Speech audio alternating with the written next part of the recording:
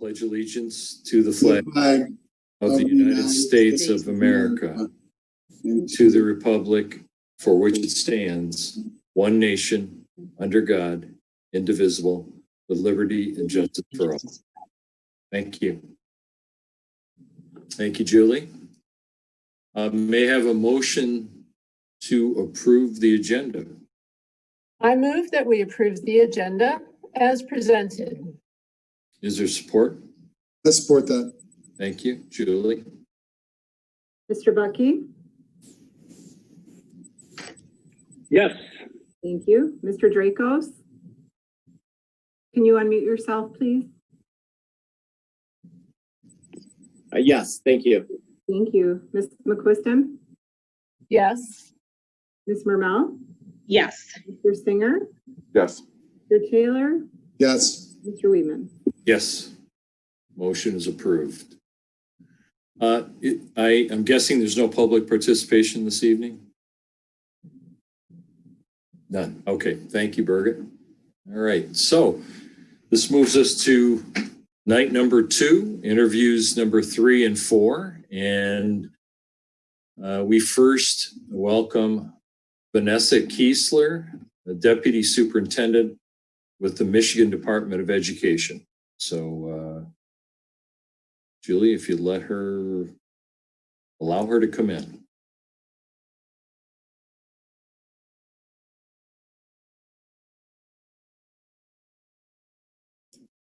Hello. Hello.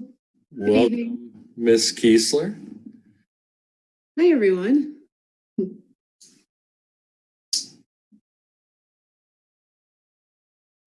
So let me just share our format with you. On behalf of the Board of Education of Lake Orion Community Schools, I'd like to welcome Vanessa Keisler to this interview for the position of superintendent. Ms. Keisler currently serves as Deputy Superintendent of the Michigan Department of Education in Lansing. I will take just a couple moments here to describe our format. The interview will take up to 90 minutes. It doesn't have to be 90 minutes, but we're capping our session at 90 minutes. There will be 21 questions from the board. Toward the end of the interview, time permitting, we'll give you an opportunity to ask questions of the board and to make a closing statement. And Trustee Scott Taylor will let us know if time's becoming an issue. We're getting down to the wire just so you can keep the pace so you can complete everything you want to share with us. As the board hears from each candidate and weighs this critical decision, it will be doing so through the lens of candidate profile that was developed with considerable input from our stakeholders. Our intent is to identify the candidate that best fits his profile, which board members have at hand. Audience feedback may be submitted through an online form found on the district's homepage. Although the task of choosing our next superintendent is a responsibility of the Board of Education as representatives of our community, we value and consider the input of our stakeholders in this process. While we are not seeking recommendations as to which individuals should be hired, we would like your input as to the strengths and reservations about each of the candidates. So let's begin. Ms. Keesler, while we have had the opportunity to review your application materials, those watching from home have not. Please briefly review your background and share what causes you to be interested in this position at this point in your career. Well, thank you for the question, and thank you so much for the opportunity to be here. I was very excited to get the call that you wanted to have me in for an interview, and I appreciate the commitment to doing them virtually and your commitment to moving the process forward, even in these interesting times. And hopefully now we've had all a little bit of time to practice doing things virtually, so I'm sure I'm a little more savvy at it than I was a few months ago. I'm hoping no dogs bark, though I gave them stern talking too, so I've laid down the law in this house. So a little bit about myself. I am a lifelong educator. I started my career in public education when I was 19 years old, working in the Boston public school systems while I was in college, actually. I worked with a after school and in-school tutoring program and college preparation program. And then I got my first real job as a teacher in the Brockton public school systems, which is another district in Massachusetts, about 20 miles south of Boston. And I taught 7th grade social studies. And I also, at that time, ran the 21st Century Community Learning Center's after-school program for my school, for my middle school, and then for the district as a whole. It was about a 10,000 student district. I think what that part of my career really gives me is that boots on the ground experience of being a teacher, knowing what it's like to see 6 different classes, 130 students rotating through your day, and also knowing what it's like to be on the receiving end of policies from the state, the district, the school. I've always tried to keep that lens with me throughout the rest of my career. From there, I'm actually a native Michigander. I grew up in Corunna, Michigan. I don't know how many of you know where Corunna is, but it's kind of between Flint and Lansing, and it's a farming community. So I spent my time out east, but then came back home and went to Michigan State University, go green. I wasn't able to deduce from your bios how many Spartans I have here. So, all right, good, at least a few. And I focused my work there, my PhD there, on measurement and quantitative methods, which sounds about as boring as it was. But my reasoning was, when I was a teacher, I knew that there was a lot of data available that could help me do a better job making decisions, helping my students, but no one in my district seemed to know how to use it, where to get it, what to do once we had it. So I really wanted to gain some tools that would help me help educators, myself and others, make those data-driven decisions. I got very interested while I was there in understanding things like the teacher labor market. Do we have an adequate supply of teachers here in Michigan? And it also put me in partnership with the Michigan Department of Education. And then when I was done with my PhD, I was able to move. I was offered a position at the Michigan Department of Ed, running the evaluation, strategic research, and accountability work. And I did that for a few years. So I was almost the most popular person in the state because I ran things like school accountability, and then became deputy 7 years ago over a portfolio that includes, again, many of your favorites, many of the very popular things, assessment, accountability, all of the educator support. So everything from preparation to certification to educator evaluations, standards, charters, all of the title programs, and I'm our agency lead on our strategic research partnerships. So I have about a decade of leadership and administration experience in all of the major K-12 policy areas that are important to a district, that are important to us as a state, but are also important to district leadership. Something that's often noted about me is that path I just sketched out for you is not your traditional superintendent pathway. Most people there's a series of steps that people take. They're a teacher, and then they're a principal, and then they're central office, and then they get to compete for the superintendent job. And I thought that would be my path when life kind of gave me the opportunity to come back to Michigan and do that grad work. So what I think, though, is that while my path isn't traditional, the skills I've picked up along the way, the leadership skills and the management skills, are transferable and critical for leading a district. So I've managed budgets. I've done HR work, dealt with staff and HR work. I'm very well versed on all of the policy pieces that districts have to wrestle with. And what made me specifically interested in the Lake Orion position were a couple things. One, I believe this year that we're coming into, just like last year was the most unique and challenging year anybody has faced in public education, we're coming into another one where there's going to be a lot of interesting and challenging moments and opportunities. And I want to be part of working with the district to face those challenges, come up with innovative solutions. I want to use my knowledge of state policy, rules and regulations, and the bureaucracy to help a district solve the actual on-the-ground challenge of educating students in a pandemic and then beyond a pandemic. How do we do that? And I was drawn to Lake Orion, two things about Lake Orion that I thought were particularly interesting. One, it's obvious you have a great sense of community as a district. And that's one of my favorite things about public education, the way that public ed and a community can work together to create not just an educational experience for students, but really a grounded and wraparound experience to help them be part of something bigger than themselves or even just their school day. And then the other was your innovation. So your commitment to personalized options for kids, the way you strike a really interesting and positive balance between standardization, so similar curriculums in the elementaries and whatnot, but also allowing parents and students choice in how they pursue their education. And I think those are not common things that you see in districts across the state. And I thought they were something that I really love to be a part of. All right, thank you.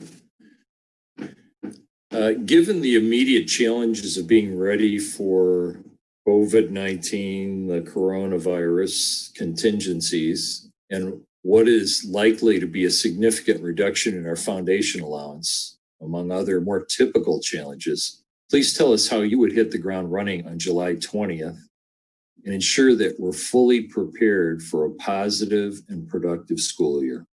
Yeah. That's a great question. And I've had people say to me, you're interviewing for a superintendent job right now. Are you crazy? And I, sometimes say maybe, but no. First of all, I just need to thank the current superintendent and the board. I see that you already have made such great strides in laying out a possible path for 2020-21 school year, the different options, as well as the flow chart of considerations if cases are found. And you've done a great job of communicating that, I think, too. You have an excellent communications team at the district from what I can see. So it's easy to find information. But for me, I think the first thing is build on the work that's already been done. It is dangerous for a leader to come in ever and say, we need to start over because I'm here. But I think it's particularly dangerous coming into a year like this, where the work that people have put in, the experience you had with your continuity of learning plans in the last year, and what the current team knows about the district, parents, teachers, students. So as a leader, building on the capacity that's there, making sure that we make quick and positive decisions. Parents really need to know what it's going to look like. And I know this district, like many, is waiting on the official guidance from the state, both the state of Michigan and the state of Michigan and the department.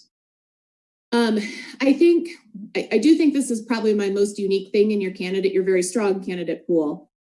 Part of my day-to-day work now at the department is working on things like instructional delivery models and how the pupil accounting manual can support them, and teacher certification considerations when you have different staffing considerations, and budget issues and what those projections look like. So I think I have, it's a year where the state and its policy is going to be even more present in the day-to-day decisions of the district. So I think that gives me an added boost, being able to bring that knowledge, the conversations I've been in and led, or know about in terms of this year. And the last thing I'll say here, if you had a normal year to onboard, I would be able to spend a good deal of time building trust with people before I had to make big decisions. But I know that's not possible coming into this year. So working hard and being transparent up front, that I recognize that, if I start July 20th and July 30th, we release all the details of the learning plan and how we're going to staff it, that's not a lot of time for people to get to know and trust me. So, acknowledging that concern and then working closely with you and with the administrative team to think about how we mitigate that. What kind of personal touches and outreach can I do to be a strong leader, but also sit with the community and say, I know it's an interesting time to have someone new at the helm. Very good, thank you. Based on your research of Lake Orion Community Schools, what do you believe are the 2 or 3 most critical long-term challenges our district will need to address? And how would your background and skills help us to address these challenges?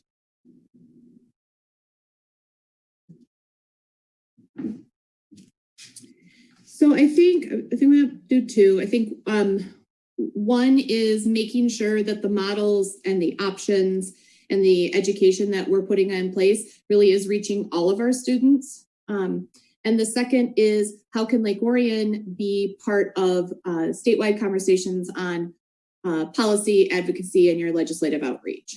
So on the first, when I look through your data, it's very strong. You have very strong data. You are, highly ranked in Oakland County for your graduation rate, for your test scores. You have many innovative pieces in place. You have the Virtual Learning Academy Consortium for kids who like that sort of learning.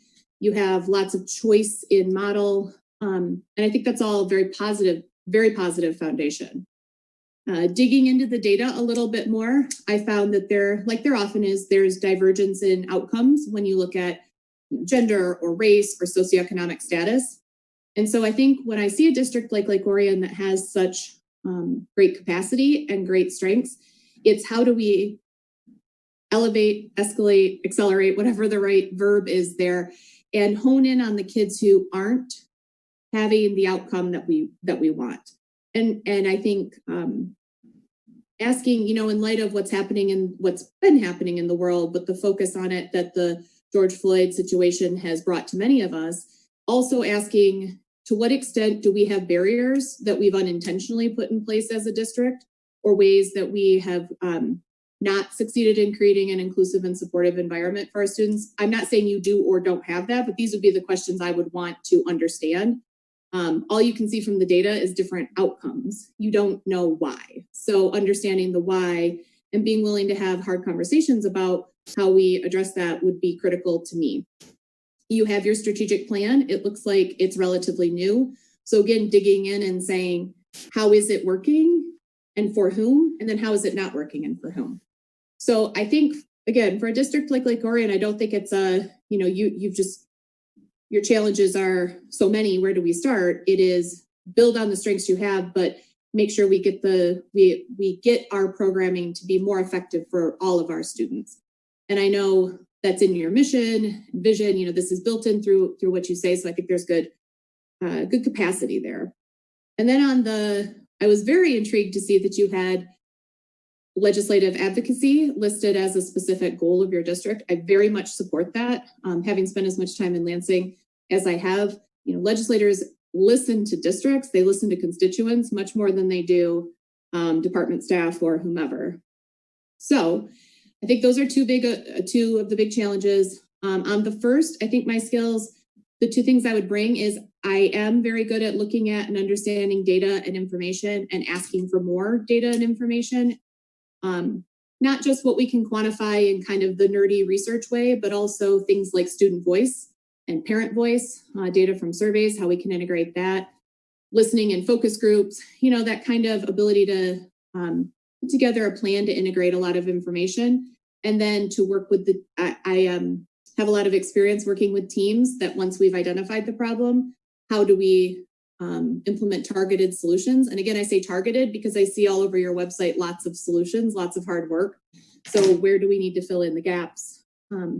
And then on the legislative advocacy point, I would say I have extensive experience with the legislature, both in testifying in committees on a range of topics, as well as the relationship building and the individual advocacy, both with legislators themselves, as well as their staffers and the lobby community. So I think I could be, if that is a goal of the district and something that you'd like to accelerate, I think I would be a real asset and come in with a wealth of knowledge and connections that could help in that area. Very good. Thank you. Yep. Our next category of questions is related to district relations, and Scott Taylor will be reading these questions. Scott? Evening. Good evening. Maintaining healthy relationships with school and community stakeholders is important to this Board of Education.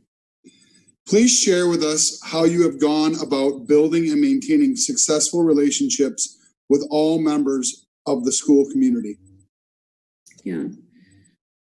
I'd like to talk just a little to start about how I build and maintain relationships in my current role, but then I'd like to spend most of it in how I would translate that into a superintendent role, because I think, again, it's a place where the skills transfer, but the specifics don't. So with my team right now, I lead a team of about 250 people across 4 offices, 21 units, and about 100 different work streams. So I say that just to quantify that it's a pretty disparate group of people who do a lot of pieces of work. And it is really important to me to make sure that I know them personally and that I know them professionally.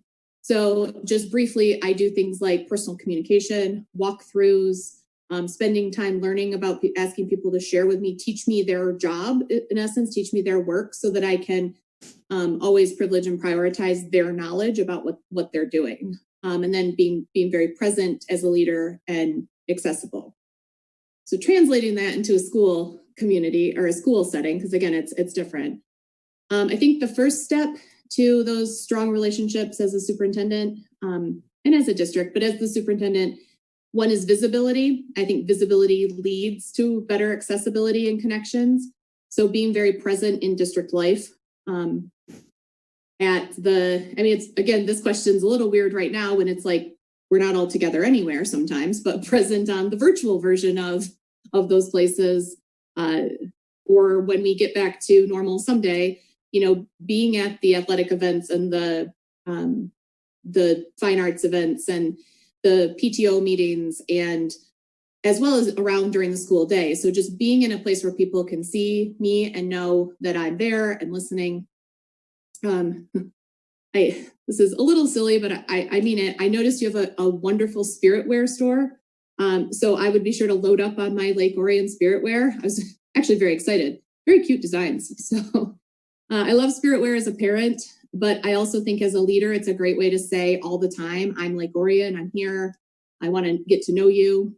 And then from that visibility with going on to the accessibility and the communication, making sure to have strong communication through the formal channels, email and mail. And again, you guys do this really well from what I can tell. So I'd be glad to have such a good infrastructure to work with.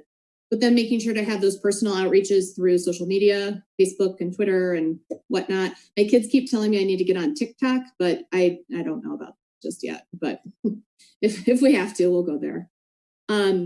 Making sure, I know the superintendent job is not a 9 to 5. So when my phone rings and it's one of you, it's a community member, it's a parent, it's a teacher with a concern, that I'm available. They know that they can get a hold of me and I can be there to support them and help them with their concerns. And then the last thing I would say, in addition to that's more about me and my accessibility and communication, but as we do our work together, intentionally creating space for us all to be together. So asking questions about who are all the stakeholders? How are we getting to them? How are we hearing their voice? Are there any stakeholders who are going to struggle to weigh in virtually, for example, and need, a phone call instead, or won't come to a physical meeting, but will take advantage of online forums? And I would definitely look to the expertise of the board and the administrative team to help educate me on all those Lake Orion specific groups. But then once you have your list, just always thinking about who do we need to talk to about this? Pretty much everybody. And how are we going to set up those communication networks in a way that makes it easy for them to share their thoughts? So. Thank you.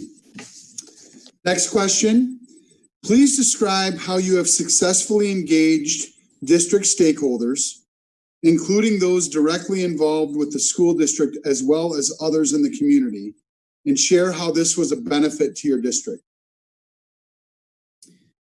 Again, I'm going to answer that as a deputy superintendent at the state and use a specific example, but I do think it translates. And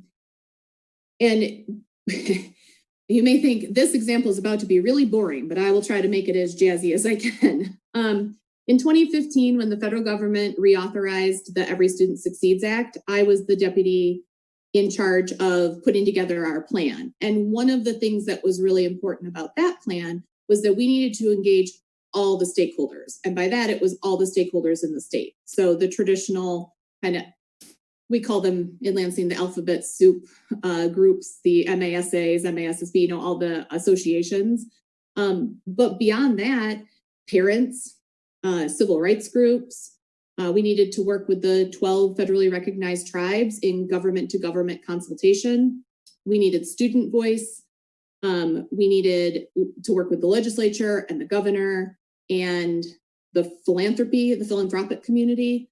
So basically put together a plan for Michigan that allowed not only people to weigh in and react to a plan that we had made, but even a step back to help us co-create the plan from the beginning. So the process I put together for this, and I would use a replicative version of this depending on the scope and size within the district of what we were trying to do. But one is to create the plan itself, to co-create it, have actual action teams where people volunteer to sit on sub parts of the plan. They volunteered to write different parts of the plan. For ESSA, we had 9 of these, 9 action teams that actually wrote different sections, proposed different pieces. And then we had a central committee that was reacting to, that was like a steering committee that was reacting to the plans from the smaller groups. And then we had another committee that was kind of reacting again, almost. It was more from like different perspectives, specifically integrating into those. So a lot of committees, but giving people a chance to be engaged and understand how they want to be engaged. Do you want to help actually make the plan, or do you want to give feedback once it's created? We did multiple rounds of online feedback surveys. We did statewide, like a statewide tour almost, regional groups where we did presentations and took feedback in person. We did focus groups with parents and with students. So again, we created the plan, we reacted to it, then we took it out on the road so we could get lots of reaction, brought it back in for more consideration and negotiation. You know, when you're trying to get all those people on the same page, that takes a good degree of that. So in a district, I would translate that by thinking about who needs to write the plan or the whatever we're trying to tackle. If we're thinking about a new, I hesitate to say a new curriculum because I think looks like you guys have done a ton of work on your curriculum, but let's use that as an example. We want a new curriculum for something. Well, who do we want to do the research on what the curriculum is? You know, teachers and building leaders and parents and content experts from central office, probably some ISD people. And then once they have the plan, who is it important to have react to it? And then make sure to do surveys of parents and students to get that holistic voice. Awesome. And my last question is, how do we create a community and district-wide culture of continuous improvement, planning strategically and aligning our operating plans to achieve strategic outcomes? I love that you're asking about a culture of continuous improvement. Again, in my seat right now, I don't work with just one district, I work with all the districts. So I think that kudos to you as a district. That is not a common question that everybody asks all the time. So I appreciate that. I think there's 2 parts to continuous improvement. One is being regularly willing to review your data, your current outcome data, as well as your input data. Not just review it and verify preconceived notions, but review it and be willing to understand that course correction is necessary.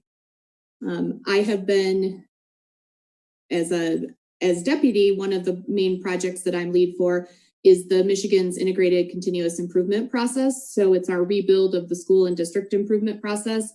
And central to there is this review of data, planning, high quality planning, and then a regular cycle of monitoring and evaluation. And that it's not, you don't evaluate when it's over. You don't monitor and evaluate yourself when it's all over. You do it while you're working so that you can course correct.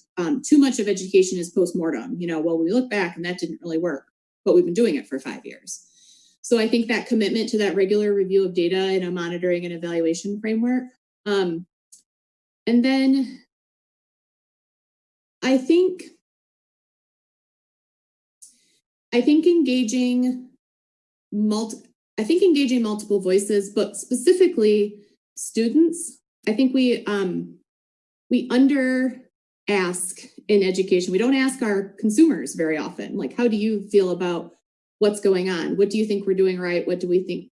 You know, they're the ones receiving all this education, but I see we often don't ask them. And I'm the parent of a 15-year-old and an almost 11-year-old.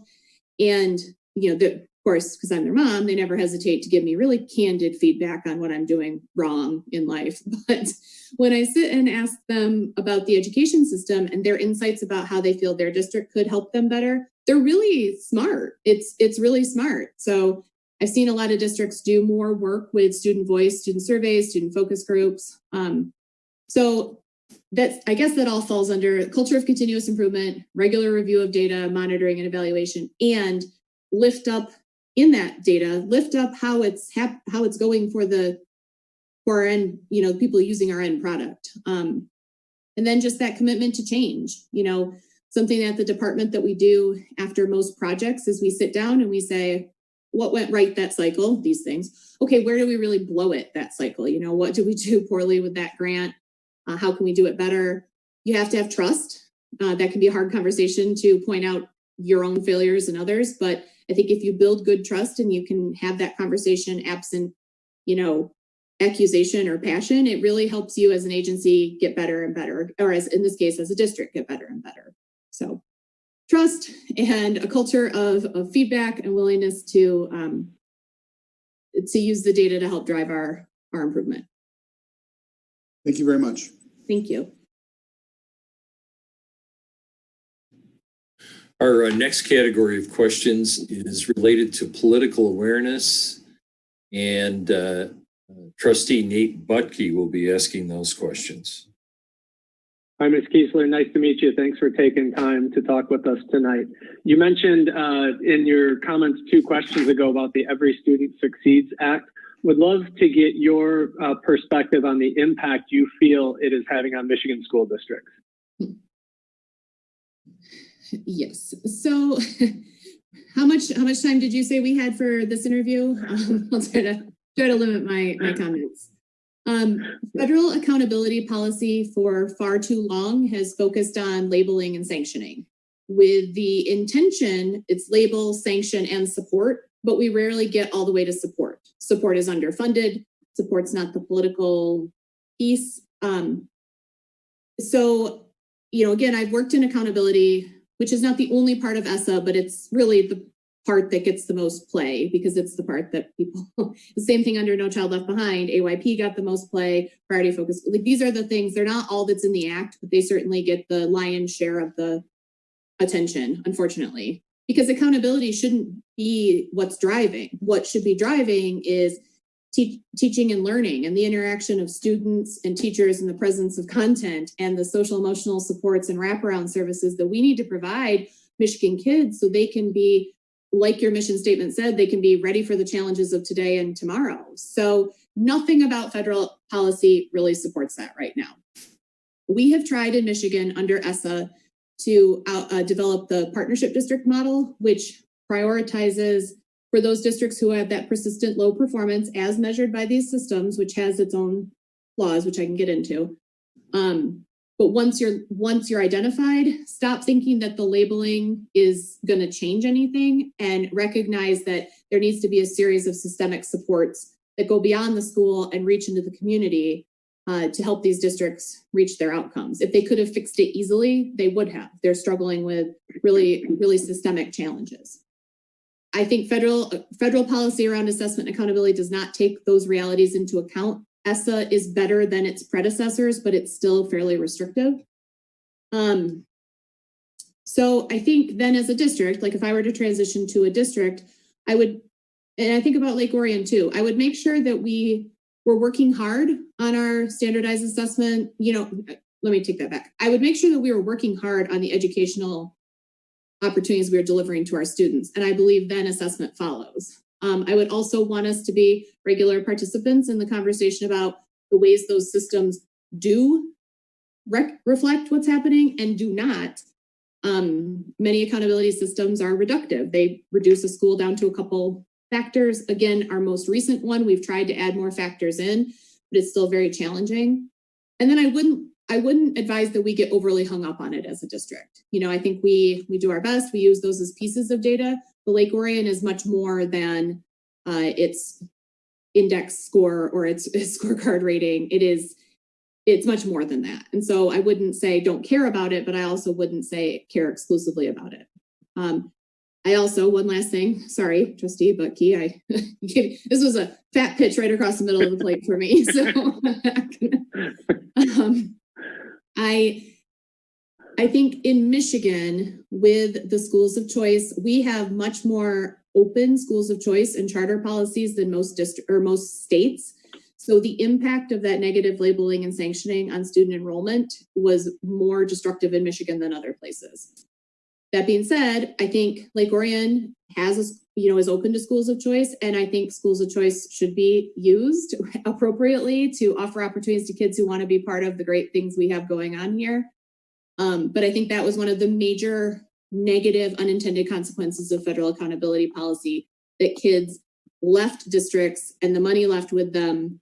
And then it's very hard to make substantial improvements if you don't have stable pupil membership. So probably more than you wanted to know about my thoughts on this. No, thank you for that. Appreciate it. We have two more on this topic area of political awareness. What's your biggest concern regarding the political climate of education in Michigan? And as our superintendent, how would you advocate for political action that benefits Lake Orion Community Schools as well as public education throughout the state? My biggest concern is that is bridging the gap between legislators making legislative decisions and educators educating kids. So,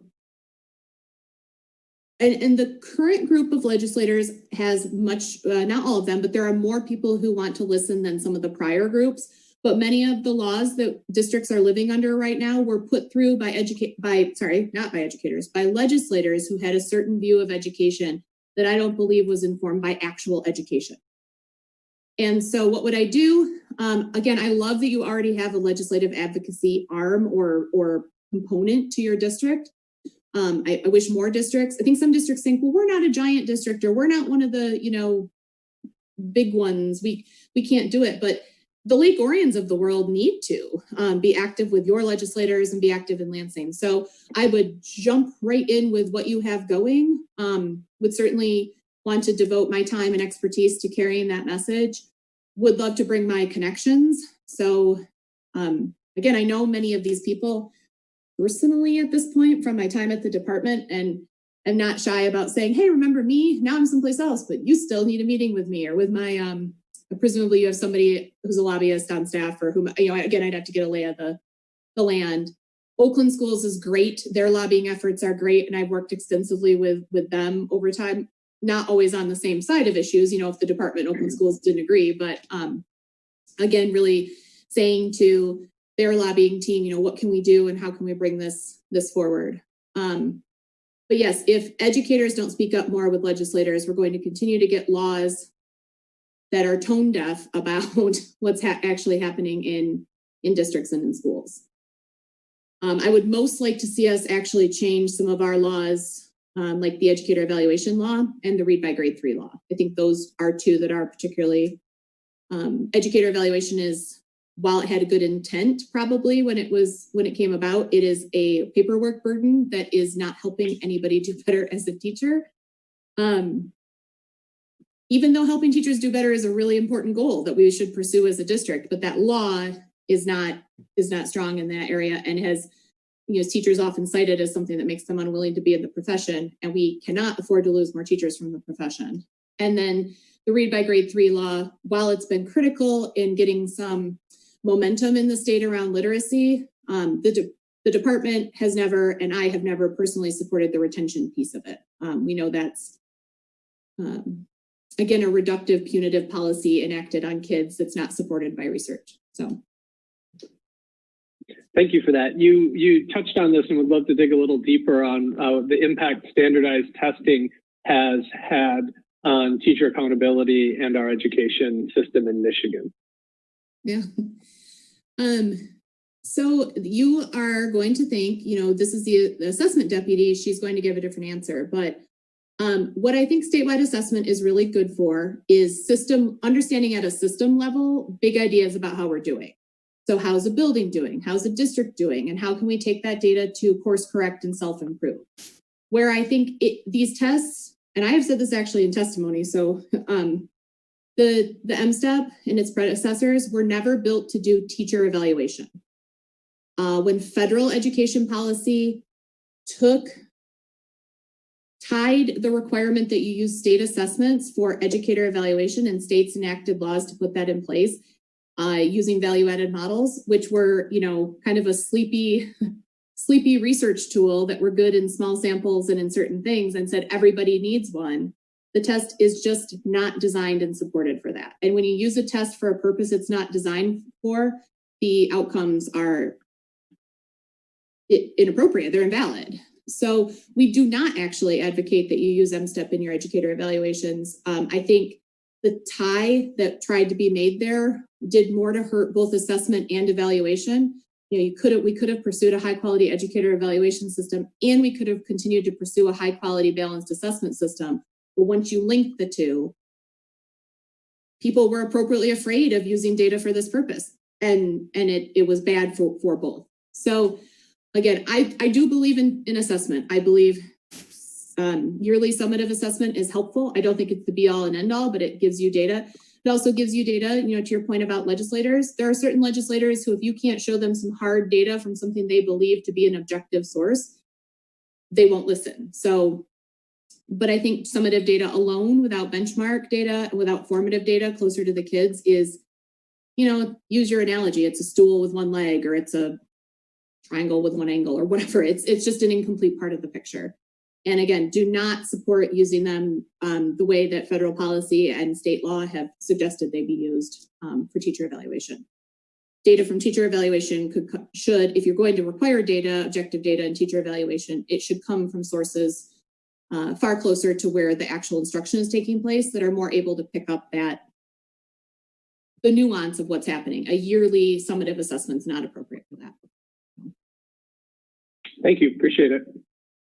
Sorry, you gave me a chance to put on my wonky policy hat. So There you go. There you go.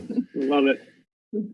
So we're moving to the next category is leadership attributes, and our trustee Dana Mermel will be reading these questions for you. Hi, Dr. Keesler. It's nice to meet you.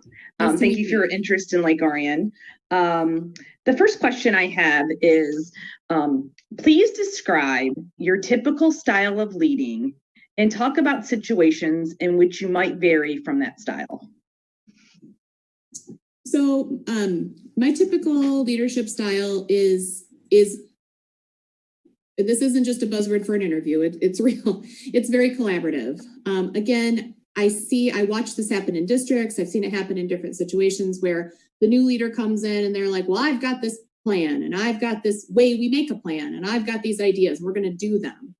And instead of understanding the system as an existing system that has both healthy parts and probably some parts that could get better, they just, education sometimes wants to do blow it all up and start over. And I'm like, well, then we just have rubble. Like, we don't need more destruction in education. We need to be a little more nuanced in how we do this. So as a leader, I like to start by saying things like, tell me about what you're already doing. Tell me about what else you've tried. Tell me about why it didn't work. Tell me about what you think we should do.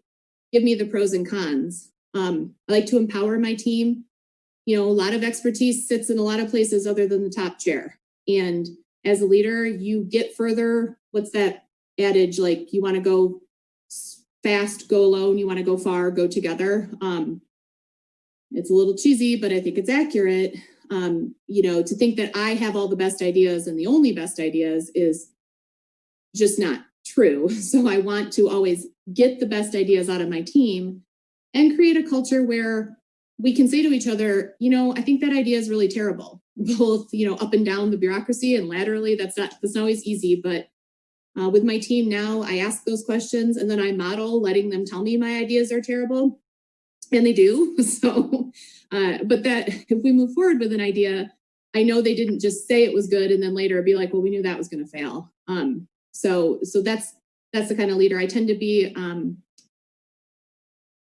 I know the hierarchy exists for a reason, and I'm happy to make the tough choice, but I'd rather make a decision that we can all agree to. So when don't I use that? One, when we've talked and talked and talked and a decision has to be made and we need to stop wasting time, I say I'm going to consider all this information and it is my job to make a call, and then it's my job to own it, for better or for worse. If it's a terrible decision, if it's great, but we can't sit here and dither forever. And, I need to be the one to say we're doing it this way. The other time that I don't, it is when the pace of things is moving too fast to allow for it. So I imagine this spring, your superintendent had to make a lot of very quick decisions about school shutdown and continuity of learning plans and safety and health. There may be some of those situations coming into this next year. If we go back with in person and then there are hotspots and flare-ups, you might need to, again, hopefully we will have talked through protocols and ideas, but certainly when health or safety or an immediate decision needs to be made, you just need to make the decision. You can't call a committee together and ask everybody their opinion when it's something that has to happen right now. And again, I'm comfortable with that when it happens. I understand the need, and that's why you have somebody who's the leader, not just a committee in charge of everything. Great, thank you so much. The second question I have is, how do you lead in situations where you don't have official authority over the people involved? Have you been in that position before in your career? And if so, how have you handled it? Yes, I have. So one of the interesting things about working at the department is that people like to think we've just got authority coming out our ears, but we actually have very little true authority. It has to be pretty specifically vested to us in state legislation or federal legislation. So it's a lot of, especially in the stuff that's more exciting to work on, like the literacy essentials, the work of the early literacy task force, or some work where social studies standards is another good example, where again, the board had the authority to adopt them. We had the authority to convene a group, but it wasn't like we walked in and said, these are the standards, what do you think? We really had to sit at the table in a equal sort of way and facilitate without demanding. And then in my, having been, my parents like to joke sometimes that I was born a leader and was bossing people around when I was 3. But since a whole lifetime of always wanting to be in charge, but not always officially being in charge, has given me a lot of opportunities to lead as a colleague instead of as the boss. So what do? One is be really clear about what goals we're working toward. And if there's an opportunity to co-create those goals with this unofficial group, that's better. If you can't say I'm in charge and this is the goal, but there's 5 of you and you all need to decide. Being an active voice, but also being an active listener. So that in this team, you're not going to be able to flex authority muscles. So you have to actually flex interpersonal, relational, and know how to kind of barter and trade. So if someone's really committed to a piece that you don't love, but you don't hate, but you have something you're really committed to, being willing to say, okay, could we find this common ground? Could we come to a solution? Like I said, being a good listener, being transparent, being willing to, this is something I think I picked up in my time out East, that sometimes serves me well here and sometimes does not. The East Coast is just much more direct. So people say things like, I don't like your idea. Whereas here we get them in Michigan nice, like, well, I'm wondering if that idea couldn't be better if we whatever. And you're like, okay, they hate that idea. But one of the things that I do when I'm in that unofficial authority situation is try, while being nice, to also be direct about what I think and what I feel and propose a solution, as opposed to just say, well, I'm not sure about that, but you bring something to the relationship. And what you're bringing is something to add to the discussion to move it forward. Thank you. My last question is, what are the key elements of a high-functioning board and superintendent governance team relationship? And what are your plans for establishing and maintaining this in Lake Orion? I've had the privilege of, again, I know my path wasn't traditional, but I have worked with our State Board of Education pretty directly under 4 different state superintendents. And again, with the portfolio of fun that I have, I'm at the board table almost every month. And so I've had a good opportunity to both interact with our board, but also watch 4 different state superintendents interact with the board and say to them things like, well, why did you handle that situation that way? Or how do you build relationships with the board? So I've got different answers. I feel it's like a little bit of a superintendent residency. I'm not the superintendent, but I get to watch somebody else do it and see what works and also what doesn't. So for me, the biggest thing is clear and transparent, being transparency and clear two-way communication between me and you. No surprises. I know none of you want to be at, your local grocery store or at the park and have someone say, well, I heard the superintendent's doing this. And you're like, well, that's nice. I wish I would have known that. That is an uncomfortable situation. So being sure to communicate clearly and often, be clear about our rules. So the board sets policy for the district, but the superintendent enacts it and is the CEO or the chief officer to figure out how to do it, and working with the board on those plans. But again, and I saw on your website that the board engages in regular professional learning with MASB, which is wonderful.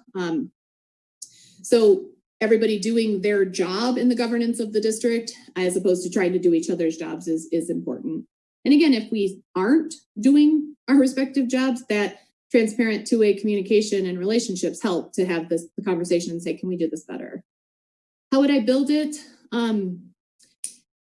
I would love to hear how you would like to build it, but a couple things I was thinking about was regular meetings with the board president. And then I'd like to meet with each of you individually at least once to get to know you and you get to know me. And then set up routines for connection and communication.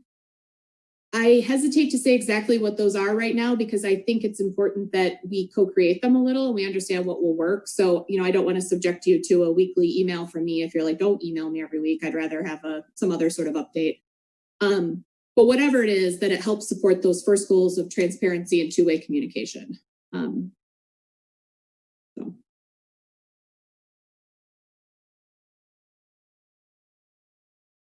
Thank you. Our next category of questions is related to instruction and curriculum, and Birgit McQuiston will be asking you those questions. Birgit? Good evening. May I ask you first, do you prefer being called Dr. Keesler or Ms. Keesler? That should be an easy question, right? But it's a little bit of a loaded one. I would have said for a long time, Ms. Keisler or just Vanessa, and I still actually probably have that in my heart, but I had someone share with me, that it's a position of privilege to say, oh, don't call me doctor. Oh, don't call me doctor. And that pursuing kind of being clear to honor people's titles and honoring people's titles by honoring your own is part of that. So while I'm not still comfortable being called Dr. Keesler and don't certainly insist upon it, I also am trying to recognize and embrace that aspect of it. So in short, please call me whatever you like. We'll be fine with it. Oh, I appreciate that. So I will call you Dr. Keesler. And here's our first question for my section of instruction and curriculum. What experience, sorry for that background noise. What experience and success have you had with closing the achievement gap based on economic opportunities and other demographic factors? So I'm going to address that in a couple ways. When I was a teacher, and I know that goes way back in my portfolio, but when I was a teacher, it's hard to claim like complete success, but I did work specifically to to think about my lesson plans, but then think about what each kid needed to be successful in accessing those lesson plans. And I had, the way my middle school did it is we had leveled classes. So we had, advanced and the middle standard and then the basic. I can't even remember the exact labels. So I maintained a commitment to giving everybody the same lesson plan in terms of expectations, not changing the expectations by level, but then acknowledging that the pacing, the depth, sometimes the timing, the resources, did a lot of project-based learning. And I knew in some of my classes that kids didn't have, some of the classes were much more resourced. And so they could go get project supplies and they could do it at home, and others were not. And so I brought in project supplies and we had class time and after school time. So I felt like I was reasonably successful as a teacher in trying to make up some of the resource gap or the opportunity gap. When I look back, what I didn't fully realize, and what I also would have been ill prepared to handle from the classroom, is that aspect of opportunity gap as much, so it's not just different outcomes, it's different inputs entirely, and different kids coming to school with much different readiness to learn, different supports, and different ways that society supports them. That wasn't as clear when I was a teacher. But again, I still think I tried really hard to meet students where they were without changing my expectations. At the department, we have talked a lot about the achievement gap. We certainly have a lot of data on the achievement gap. The partnership model is one of the things that I've worked on that I would point to as being something I think that actually has potential to work to close that gap by investing in a different way in our lowest performing districts. But in all of this, I acknowledge that as a state level, continuing to use summative assessment data and say, look, there's still a gap. What's the analogy? The measuring the pig analogy, like you can keep weighing the pig, but it doesn't change anything. Maybe that's a terrible analogy. So we've started to work on not just quantifying it as an achievement gap, but thinking about inputs, resources, and the ways that systemically the education system and society at large is giving kids a lot less opportunity to achieve, whether that's quantified by a test score or graduation or other outcomes that are harder to wrap our arms around, like that they're safe and secure and they can walk to school without fear and, all of those pieces. So I'm sorry to say that I don't feel like I can say, well, at the state, I've closed the gap. I wish I could. I wish we could do a better job of that. I hate that in education, that seems really like a persistent challenge. And it's one of the things that makes me most interested in being a district superintendent, because I think district is where the action is. That's where you can actually make the decisions to do more than measure the gap and bemoan its existence, but get engaged and say, well, okay, that data is not destiny. We don't have to stop there. And we need to dig in and create different supports.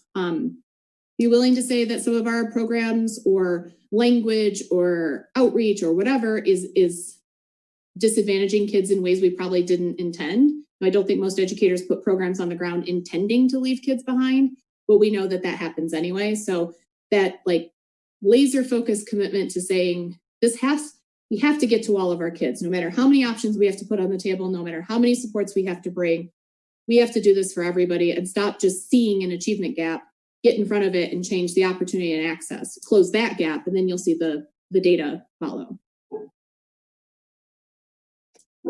Awesome, thank you. My second question is this. How have you balanced the need to challenge the status quo in education through innovation and reform with maintaining and building on what is working? Mm-hmm. So,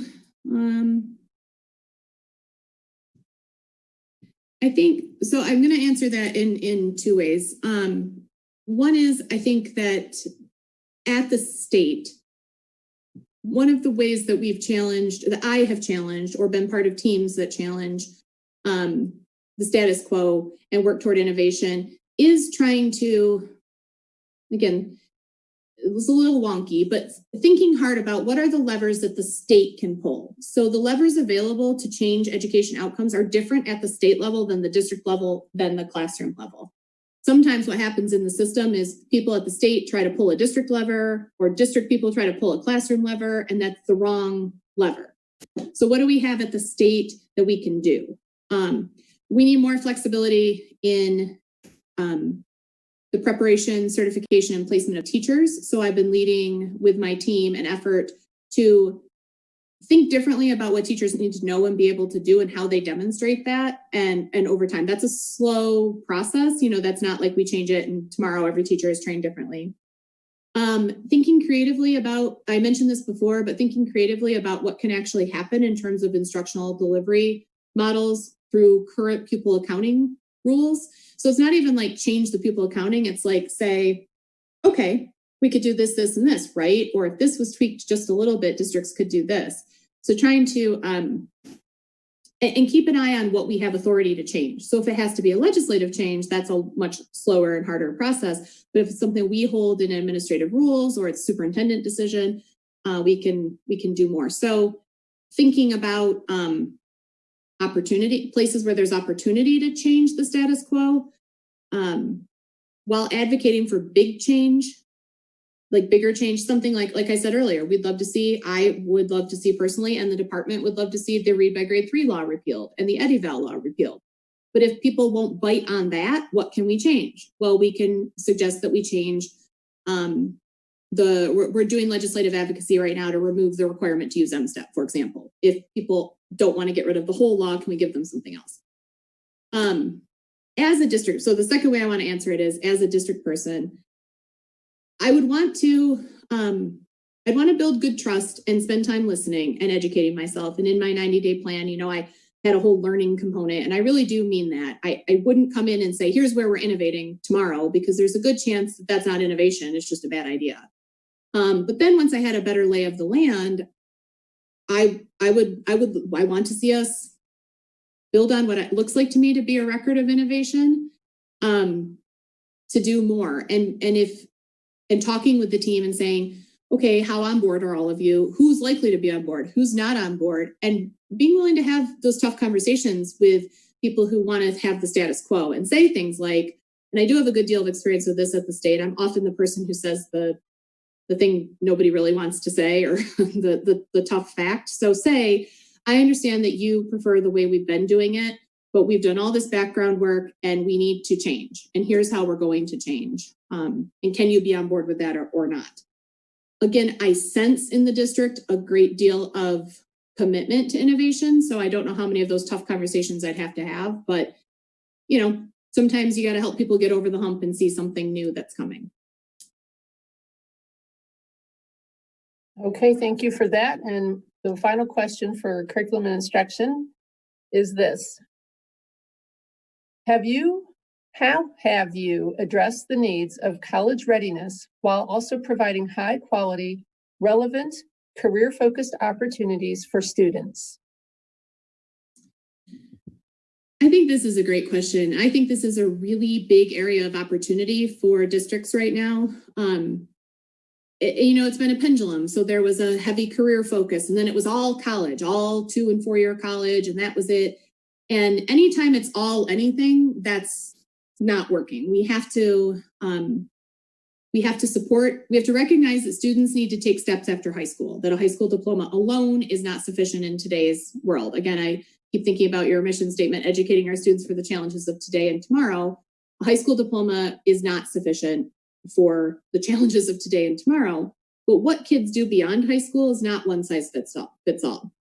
What I've done now in my role at the state is we've worked on a number of expanding out the programs that allow kids to earn steps toward their next thing while still in high school. So things like dual enrollment, career tech ed, the AP classes, IB classes. I'm missing one. There's 5 of them, and I always know them, and I'm forgetting one that we've worked on. But this range, early middle colleges. Thank you. This range of options that help kids while they're still in K-12 take some concrete step toward a possible future, either to continue on it or to be like, no, that's not what I want to do. Again, I have a 15-year-old who's like, how do I decide what I want to do with my life? And I'm like, I don't know. You don't, not for a while. So just take good steps and see what you can figure out. And we've worked closely with the Michigan College Access Network to make sure that we as a state help with those transition pieces, help more kids to think of themselves as college ready, and that college isn't just four-year university. College is trade school, college is community college is technical training programs. At the district, I would love to understand more. Again, I love your course catalog at the high school and all the options that you have for kids. Would love to understand more about what the community thinks we need more or less of, what kids think we need more or less of, and be, again, really willing to have as many options on the table for kids as we need, which is probably all the options. And I couldn't tell from the website, I just didn't make it to that part probably. I don't know what your current capacity for investment in counselors is, but make sure there are adults in the schools who can really work with kids and that those counselors are well trained in not assuming what a child's next step is based on what they come in with.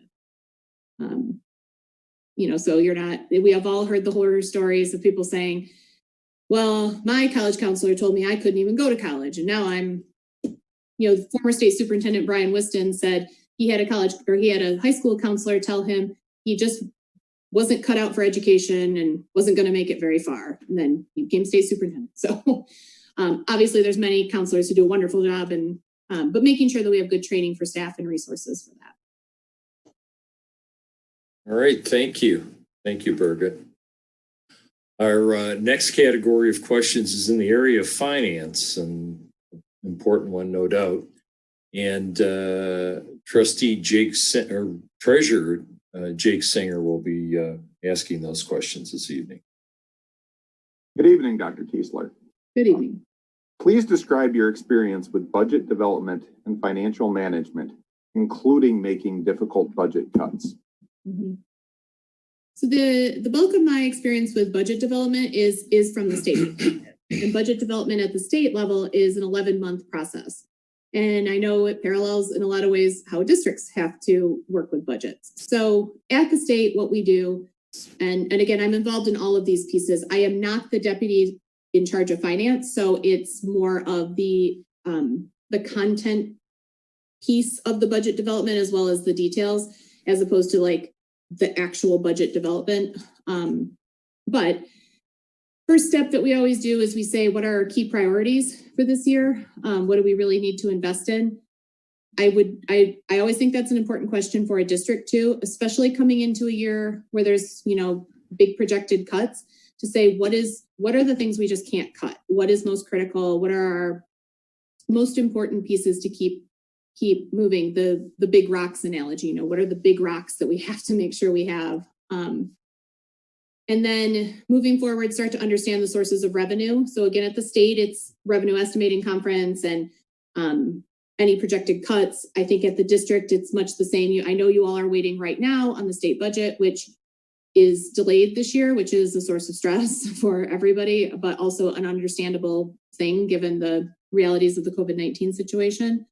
Asking what are the sources of revenue? Did they go up or down? What are the fixed costs? And then, so from the revenue, what expenditures do we have and which ones could flex? Which ones are going to go up? Which ones are going to go down? Which ones are harder to move? And then at the state, we have a whole convoluted process of proposals for change where we put in requests for more money. That takes a lot of time. You make the proposal and then you pitch it to the governor and then you pitch it to the legislature and then you negotiate for months and months. I don't see a strong corollary to that in the district, except in those months where we know where this is the legislative advocacy part. So if we know the department is advocating for an investment in literacy coaches, let's say, or whatever it is, I would want to be part of helping them with their advocacy for, yes, put that money into the state budget so that we can then, as a district, put it as a source of revenue in our budget. And then eventually the budget's written and we flow it out. So my experience is there. And then I do a lot of the operational management of my operational budgets within my division. So monitoring spend plans and vacancy factor and checking with the directors. I will say up front, you can see on my resume, I'm not the finance officer. I see you have an excellent finance officer. That's great news. I would become his best friend very quickly because it's not my area of expertise. But I also know enough to know it's not my area of expertise and that you need to go find the finance officer and work closely with them. But I do have a great deal of experience in understanding, the inflows, the outflows, the pieces. I see in your board materials that you have a standardized process with at least 2 amendment periods. That probably will be different next year, given the way things are. So I would learn your process. You spend a lot of good time listening to the chief financial officer and all of you to make sure I understood exactly how we went through this process in Lake Orion. So that's the bulk of my experience and how I would translate it into this situation.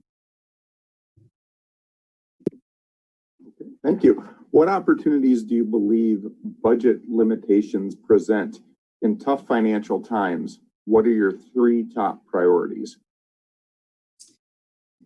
I love how you phrased it as what opportunities do budget limitations present. That's a positive way to say it.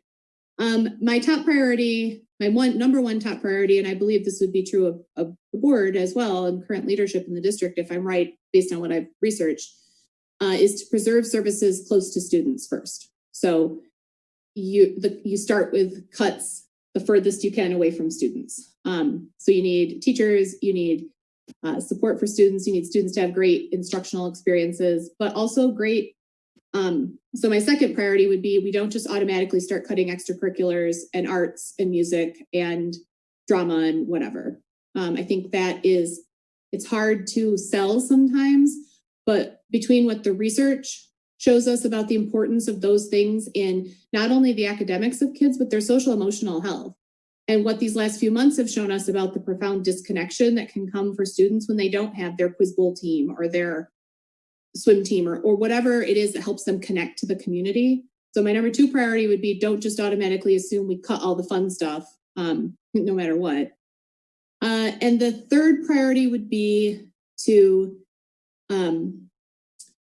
find the balance between immediate crisis and bad cuts and long-term plans. So I think it's possible to overreact and decimate for what is perhaps a short-term problem or perhaps not. I know too, the funding situation for districts right now is so fluid when you don't know your per pupil, but all this federal money is coming, but how much is coming? And there's all these funding streams. So it's a very challenging time, I'm sure, to figure out an operational budget, but try not to lose sight of the forest for the trees, or whatever analogy you want to use. Say we have to get through this year, but we also have to think about this as a long-term enterprise and not cut off all of our strength to make it through this year with our budget line. And again, without spending time with the team, with all of you, I don't have more specifics, but I would be asking that question. Like, is this a cut that we would make this year that would hurt us too bad in the future? And if so, what else could be possible? Okay, and the final question I have for you is, what ideas might you explore to develop more revenue streams for Lake Orion Community Schools? Have you had success in procuring additional funds for your district in your career? I've got a couple ideas in this area. One is making sure that we're getting every dollar that we can through the state through both competitive and formula grants. Making sure we have some sort of resource either on staff in the district, or a strategy I've heard someone use is they have a grant writer who works basically on commission. If the grant comes through, they get paid. And if it doesn't, well, then too bad for you. So again, I need to understand how we're set up, but a commitment to going after grants that come through the state and the federal government. Sometimes the feds run grants straight to districts, and making sure we were watching for those. It looks like you have philanthropic involvement, so I'd want to understand more about that, but certainly would want to cultivate investments from philanthropy, both in our immediate area and maybe more statewide. And part of that is understanding what each foundation wants to invest in, what's important to them, and see how that matches up with our mission. So having a specific part of our strategic plan that is fundraising with philanthropy. The third one is, and again, I've been thinking a lot about this coming into this next year. And when you read stories and people saying, well, we're going to cut all the sports or whatever. And I always think, don't cut everything until you ask the community what they could do to help. I think as a community, we don't always want to see our kids just go without the things they love. And I think we sometimes as educators don't ask that question enough. Now, it may be we ask the question and the community can't or won't, or there's not a good vehicle, but I think we owe it to the kids to say, well, we could have a track team, but we can't afford the bus this year because of cuts. So the bus is $1,000. How can we help? Who wants to sponsor $1,000? And that goes with my kind of 3B is great relationships with the business community and being willing, as superintendent to say, how are you supporting our district and how could you support our district and how can we work closely together for that? Those aren't that one, the community support and the business probably isn't a vast revenue stream. But again, I think that second priority of mine of don't cut everything that kids love, maybe having to piece it together. And also, some business investment in different districts has been huge. You know, we can think of examples where that's happened.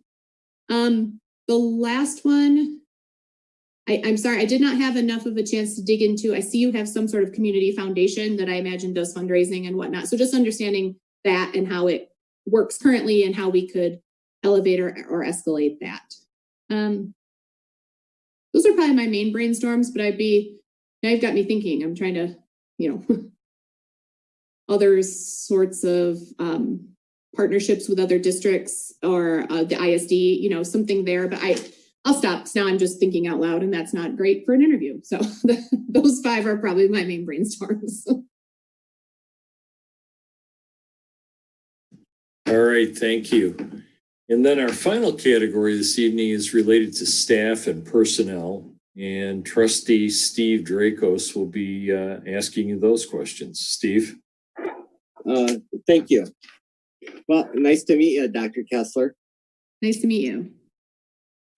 I have a few questions, but very important questions regarding staff and personnel, as Mr. Weedman indicated. My first question, ma'am, is please describe your most successful experience in building a high-performing work team.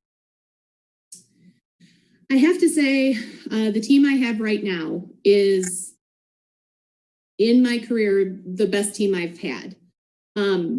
For this reason. So I've got 4 directors who report directly to me.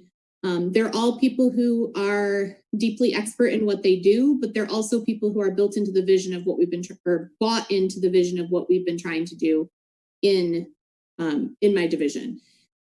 So what I did, how I helped build that team was I like to hire on potential as well as talent. I think hiring on potential is particularly important too, as we try to diversify and expand our workforce. You know, sometimes we think we're being fair and impartial, but we keep hiring the same person. And that usually means that who we think needs to get the job, or the barriers we put up or the questions we ask are in some way disincentivized or getting us to a place where we don't want to be. So, you know, being willing to hire on potential, being willing to understand your own hiring practices and biases. And then, like I said, once they're hired, that's just the first step. I work really closely with my directors. I trust them and empower them. They have a great deal of latitude and freedom to be experts in their area. And I think the third thing that's probably important is I don't micromanage and I give them responsibility, but I also don't play gotcha games. So if I say, you run this and I trust you, and they run it, and I think, well, I wouldn't have done it that way. You don't offer that up at that point. You know, you either say you're in charge and you let them be in charge, or you say, we're going to work on this together because I have some really strong views about this. And I should say too, my team as a whole, my whole division, I do think about the people I supervise. My direct reports is, you know, when you're saying which team did you directly hire, it's them. But I think about the whole division really as my broader team. And again, I would have to say that team's very high functional right now. And we have a great interpersonal relationship. And I prioritize what I've done with them, in addition to respecting them as educators and professionals and backing them up. I've also prioritized being human with them. When I first became deputy, I thought they wanted me to be like really professional and just hit them with knowledge all the time. And pretty quickly learned that they actually wanted to know if I was like a real human being. And, you know, did my dog run away? Yes. Did my kids act up? Yes. Like what happened? Because we're trying to be in this space as humans first, and then as professionals and as experts. So I'm now prioritize that candor and that openness with my team, and it helps us a lot have that trusting relationship. Well, thank you for your thorough answers. My next question is, please speak to your experience in labor relations and working with employee unions, and describe the nature of your relationship with union leaders. Thank you. Again, my current experience at the state, we do have a number of unions that are run through the Office of the State Employer. And so I don't actually have the opportunity to liaise directly with the labor leaders, but we, you know, I'm familiar with the different classifications and civil service and union laws and rules, and understand the importance as a leader of really knowing that, so that when you're working with your team, you honor the contracts and honor those regulations. And honor what they represent too, that they're not just there to be a list of rules, but they're negotiated on behalf of the employees. in terms of this role, because it would be a little new, I would prioritize getting to know the labor leaders, especially coming into a year like this. I think we just can't understate the importance of having a good relationship between superintendent and the labor unions, knowing that it's going to be a year of tough choices, and we have to have a good relationship. So meet individually, listen, be accessible, and be transparent and honest. Work together as professionals together in the same space. And always keep kids at the center. It can get contentious, I know that, but again, I truly believe educators all care about doing what's good for kids. Just sometimes we have different opinions on what that is. But if we can keep remembering that shared value, that helps. Thank you so much. My final question is as follows. How would you interact with central administrators and building principals in a district of our size? And how would you strike a balance between giving them the support and autonomy, excuse me for mispronouncing, you know what I'm referring to, they need in order to lead effectively while holding them accountable as appropriate and necessary? Mm-hmm. And I can repeat the question if you like. I'm sorry. Oh, I think I got it.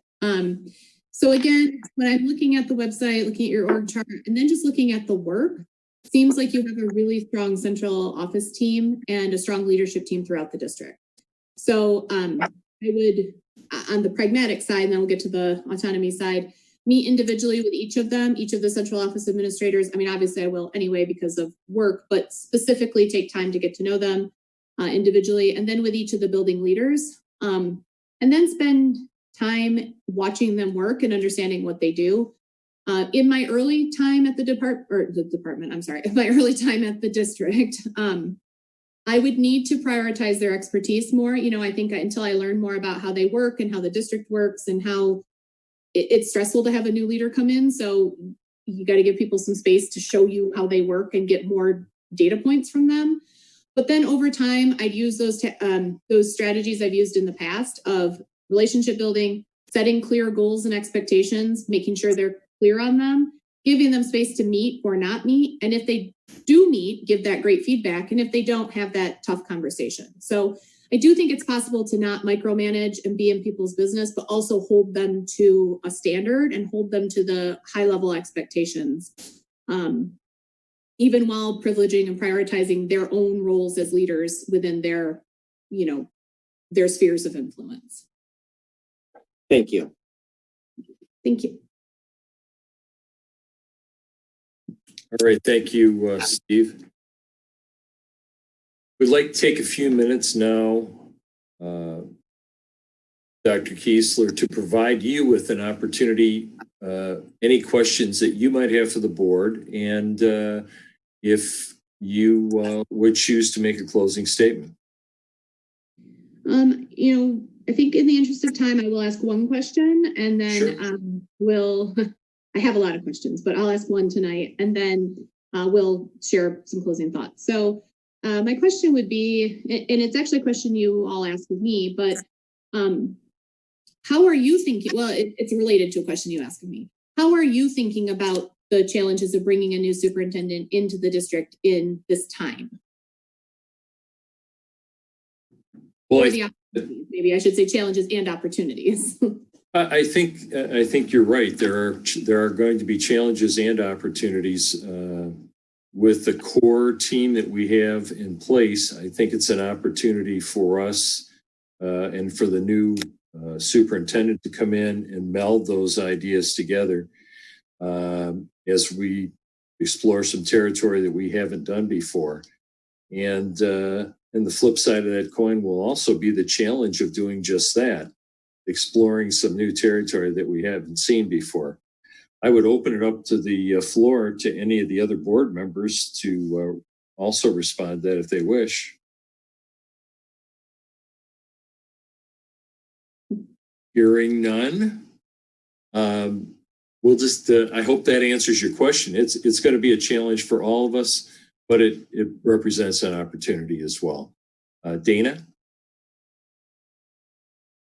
I'm sorry, I just wanted to say, having a superintendent who is very much aware of the challenges and knowing that the challenges are not just in getting our kids safely to school, but that there's other challenges in dealing with the community and how we're parlaying that and how we're keeping people calm from a social emotional standpoint.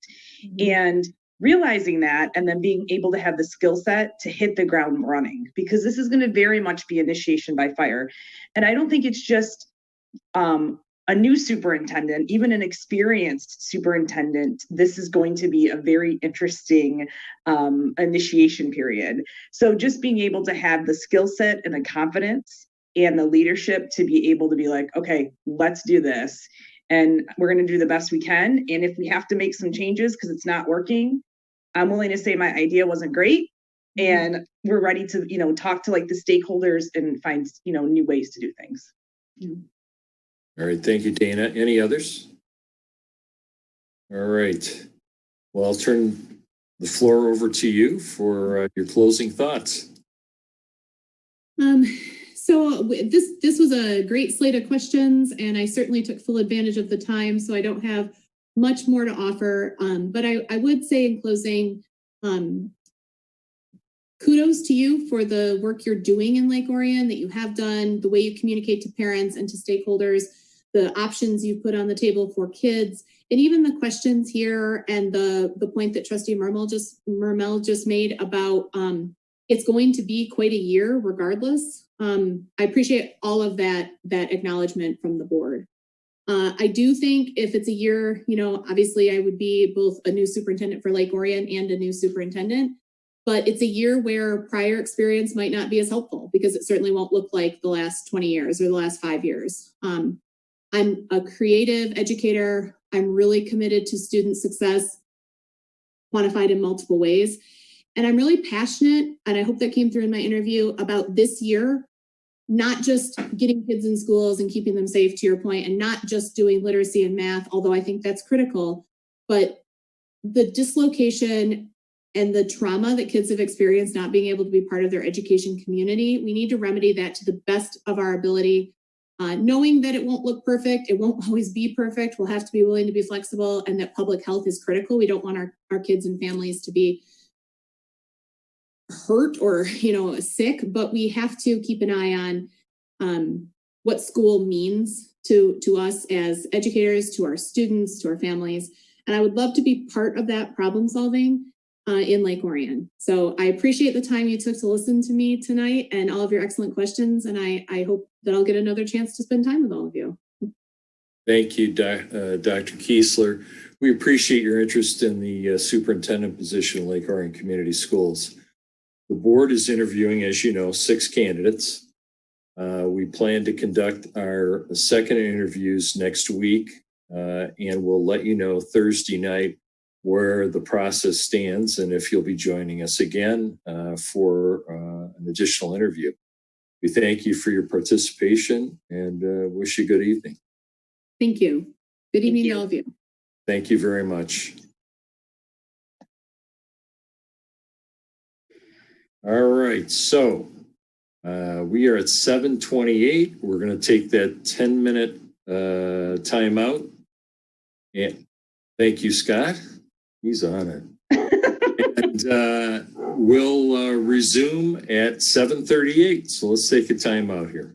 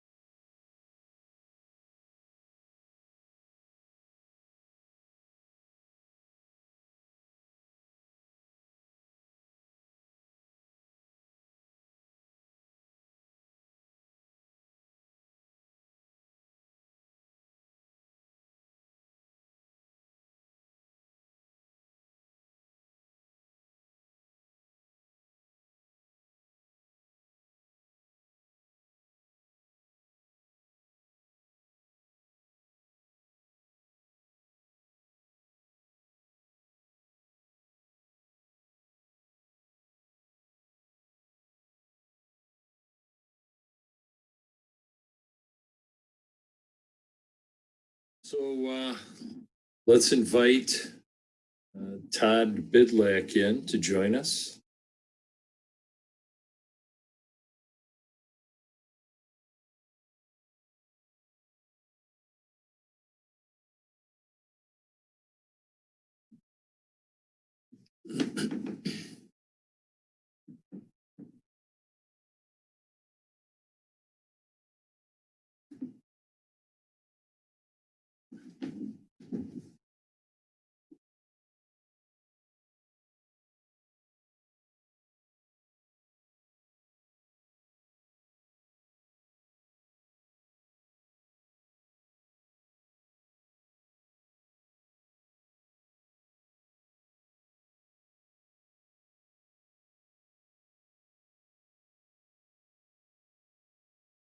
Working on that connection.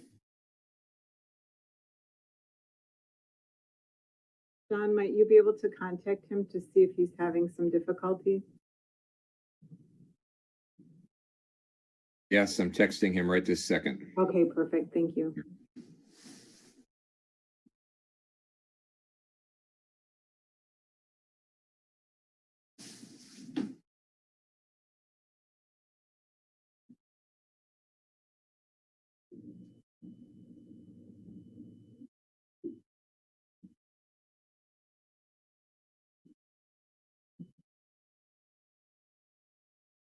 All right, hello, can you hear us?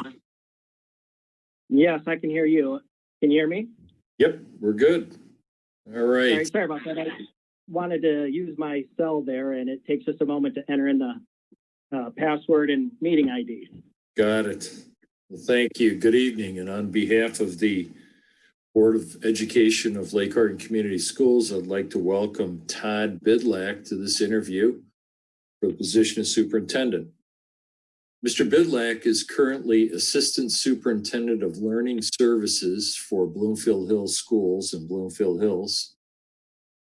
I will take just a moment to describe our format. The interview may take up to 40 minutes. We have a hard stop at 90 minutes. We have a hard stop at 90 minutes, but we don't have to use that much time. There will be 21 questions from the board. Toward the end of the interview, time permitting, we will give you an opportunity to ask questions to the board and also if you choose to make a closing statement. Trustee Scott Taylor will let us know if time is becoming an issue and we're getting close to the end, so you can kind of pace it and give you an opportunity to have that closing statement. As the board hears from each candidate and weighs this critical decision, it will be doing so through the lens of a candidate profile that was developed with considerable input from our stakeholders. Our intent is to identify the candidate that best fits this profile, which board members have at hand. Audience feedback may be submitted through an online form found on the district's homepage. Although the task of choosing our next superintendent is a responsibility of the Board of Education, as representatives of this community, we value and consider the input of our stakeholders in this process. While we are not seeking recommendations as to which individual should be hired, we would like the community's input as to the strengths and reservations about each of the candidates. All right, so that being said, let's begin. Mr. Bidlack, while we have had the opportunity to review as a board, your application materials, those watching from home have not. Please briefly review your background and share what causes you to be interested in this position at this point in your career. Well, first, let me thank you all for inviting me to be here this evening. I'm very passionate about education and supporting teachers and really helping guide families and students through a meaningful educational experience. And I terribly regret that we can't be in a room together. I would so much look forward to shaking your hands and sitting in the same room. And it's terribly unfortunate that we're unable to do that at this time. So hopefully throughout the process, if you choose to invite me back, we'll be able to do that. But hopefully this will be an opportunity for us to get to know each other to a greater extent than already the application materials that I've sent. To give you a brief history on my background, I've been a principal of a junior senior high. I've been a principal of one of the largest middle schools in the state of Michigan. I've been a principal of an elementary building. I have taught middle school, and I'm currently in the position of assistant superintendent for teaching and learning. I have degrees from University of Michigan Flint, Eastern Michigan, Oakland University, and I'm currently pursuing a doctorate, which unfortunately COVID, global pandemic has gotten in the way of my dissertation, but I'm pursuing my doctorate at University of Michigan Flint right now to try to wrap that up. I'm done with my coursework and I'm just down to getting through that dissertation. Why am I interested in being superintendent at this time, and in particular, one for the community of Lake Orion? Absolutely, with a global pandemic, looking at really looking at artificial intelligence as it's developing, looking at the profile of different types of professions as they are coming into a new age. There's no time really like now to be able to lead education. I know that it seems as though this wouldn't be a premier time, but actually there is so much disruption in our field right now, then to me, and it's an exciting time. It is pushing innovation. It is, we are certainly never going to go back to the way things were. So it's nice to be in this position right now in education, and the state of Michigan needs leaders, and they need leaders willing to be bold and to step up and to face these challenging times. This is not a time to be meek. This is a time to figure out a path forward, to be courageous, to remember what your core values are, and to be able to navigate your way through these challenges that face us, everything from the budget to making sure that we're ready for September and looking well beyond that as well. Why Lake Orion? I'm very familiar with the community. I was extremely excited to see this position posted. I have quite a bit of respect for the leadership team that you have in place and your superintendent that will be retiring. I think the community is one that I simply just adore.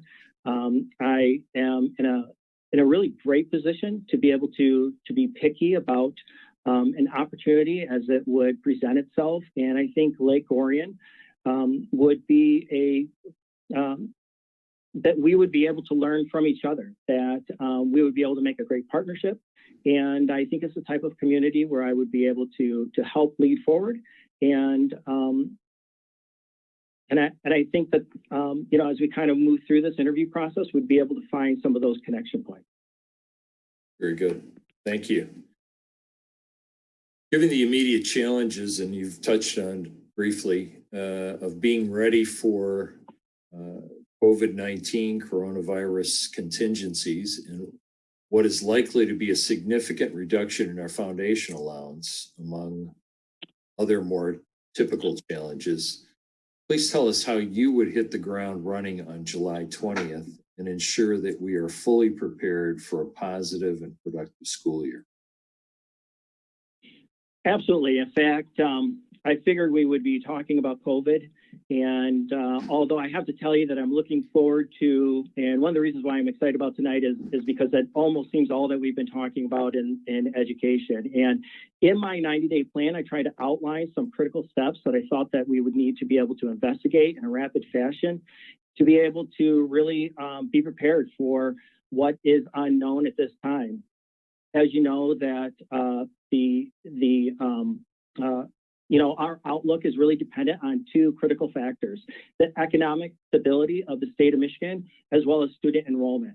And right now, both of those are looking like they could be impacted negatively.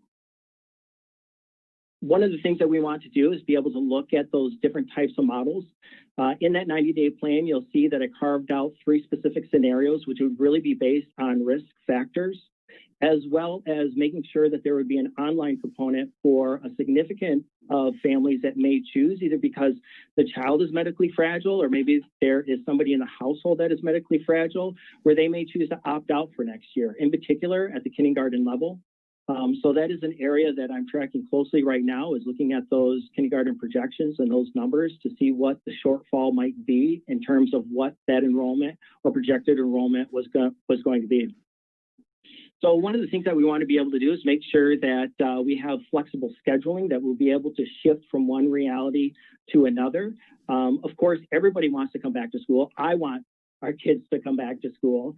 I'm sure your community feels the exact same.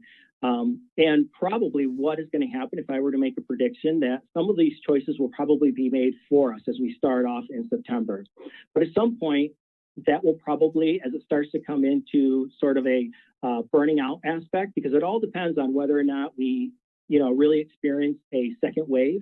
If it's going to be something that is similar to what we experienced this spring, or if it starts to be a wave where really what we're trying to do is manage the how quickly it's spreading. So that's why there are those different models. It's going to be very important to make sure that there's a hybrid model that you would be able to move into and out of. I'm very proud of the continuous learning plan that we put together here in the spring. We were able to get that up and ready to parents right away, and really with the importance of being able to progress learning and keeping kids engaged and meeting with their teachers. And we know, however, that will not suffice as we come into September if we are under another governor executive order to shut down, or maybe at a county level, we're given direction to shut down, which means we're going to have a plan in place where students are going to be able to engage directly and have some more of that face time and more routine and structure to be able to carry that learning forward. So I think it's really important right now to make sure not only are you preparing for those three specific categories in terms of what does a remote learning platform look like, what does a hybrid model look like, and then what are going to be those safety and cleaning procedures that would be in place for face-to-face instruction.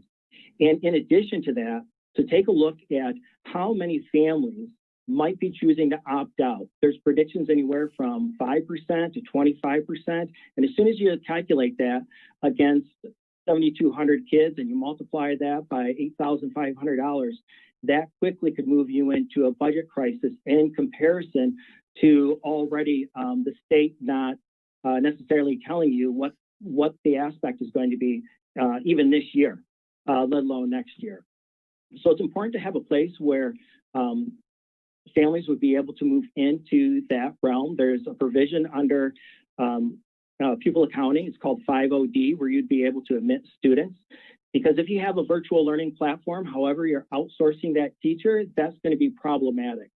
One of the ways that we're trying to do that is to build an online platform for those families that might opt out for the 2021 school year, but that is taught by district teachers. And I think that that's going to be critical as we move through this next phase, is to make sure that you have not only preparations for those three different scenarios that you may be moving in and out of, but as well as having an online component for families that may need to opt out either a semester or a full year. All right, thank you. Based on your research of Lake Orion Community Schools, what do you believe are the 2 or 3 most critical long-term challenges our district will need to address? And how would your background and skills help us to address these challenges?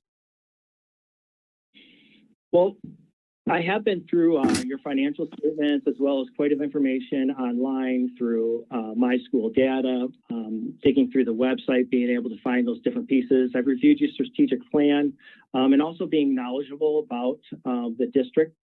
2 of the things that I would say are really important as we look at this is one, knowing that education is never going to be exactly the same. And what this does is it provides the opportunity to leave some of those practices in the past as we move forward. A lot of the innovation that is taking place right now to be able to put that into place. So long term, I believe that now is a great time to be gearing up for strategic planning after the global pandemic has subsided. That would be a premier opportunity to be able to launch that work as you really start to reshape a new vision around teaching and learning for Lake Orion Community Schools. The second one that would fit in with that is looking for those partnerships and taking something like your pathways and looking at those opportunities that students have and really trying to look for those authentic experiences where students can start to engage more deeply in those experiences that they feel are long range for them as well. And within that provides a lot of opportunities to partner with the community in new ways as you start to develop those business partners to be able to really connect the classroom to some of those career pathways. And I know Lake Orion's been already been doing quite a bit of that work and looking to, you know, how would you do the next iteration of that? How would that evolve into a new model? Looking at the World Economic Job Outlook in terms of how it puts together the structure of how business is evolving over time and what the dispositions for that particular industry is going to be looking for 5 years to 10 years down the road, taking a look at the different type of pathways that are available to students and seeing if those type of dispositions, those types of skill sets and attributes are aligned to be able to really kind of set kids up for having success within those fields that they really feel passionate about. Very good. Thank you. Our next category of questions is related to district relations, and Scott Taylor will be asking those questions. Scott? Good evening, Todd. How are you tonight? Good, Scott. So my first question is, maintaining healthy relationships with school and community stakeholders is important to this Board of Education. Please share with us how you have gone about building and maintaining successful relationships with all members of the school community. Well, first and foremost, I believe you're absolutely right, Scott, that at the cornerstone of any premier school district is building relationships, and relationships is key. Relationships is really what builds a sense of belonging that people have to the district, to their teacher, to their classroom, how families feel in terms of their community and developing and fostering those. So I think one of the first things is to make sure that you listen, and you listen with intent. People want to be heard and they want to be understood, and to be able to really experience that and making yourself available, making yourself seen, being in and out of school buildings, attending events, being out in the community. All of those things are important.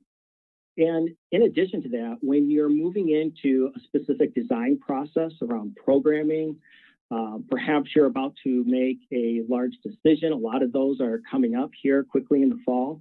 It's important to be able to engage all those multiple stakeholders into that design process with you.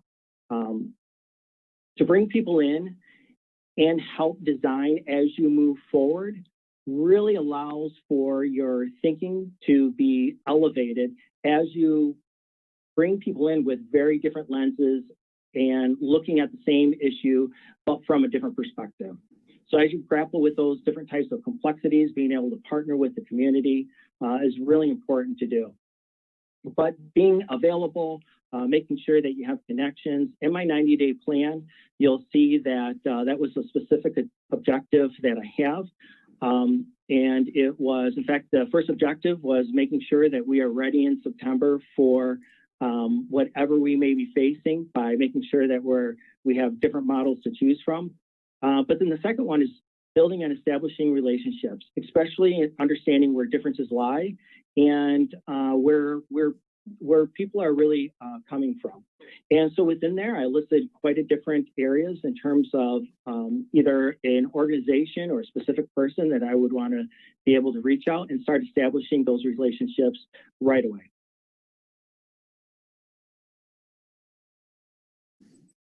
Excellent.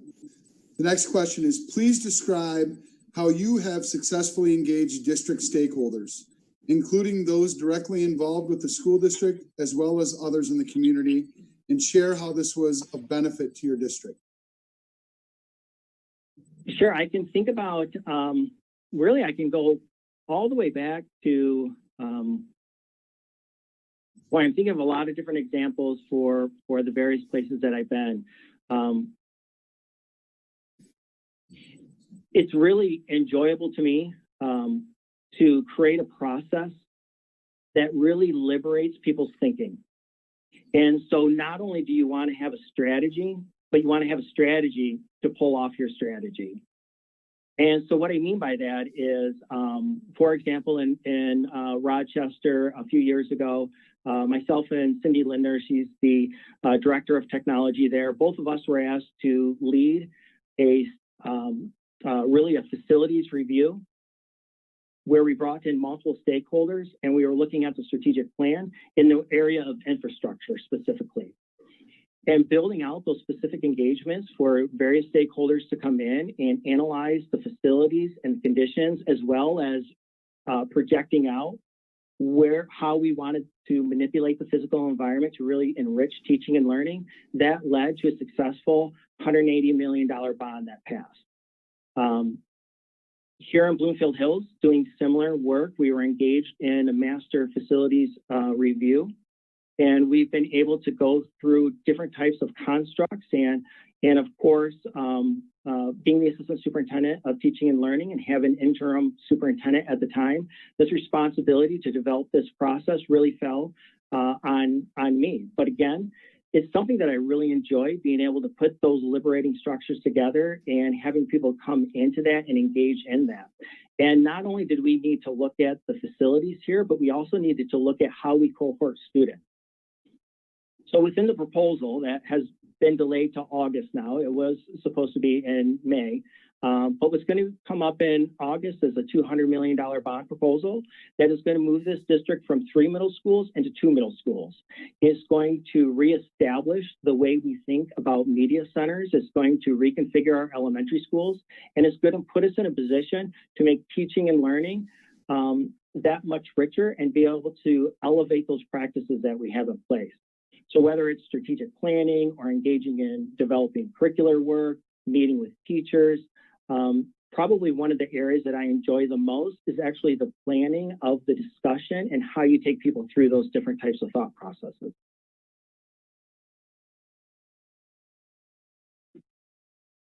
Excellent. My last question, how do we create a community and district-wide culture of continuous improvement, planning strategically and aligning our operating plans to achieve strategic outcomes?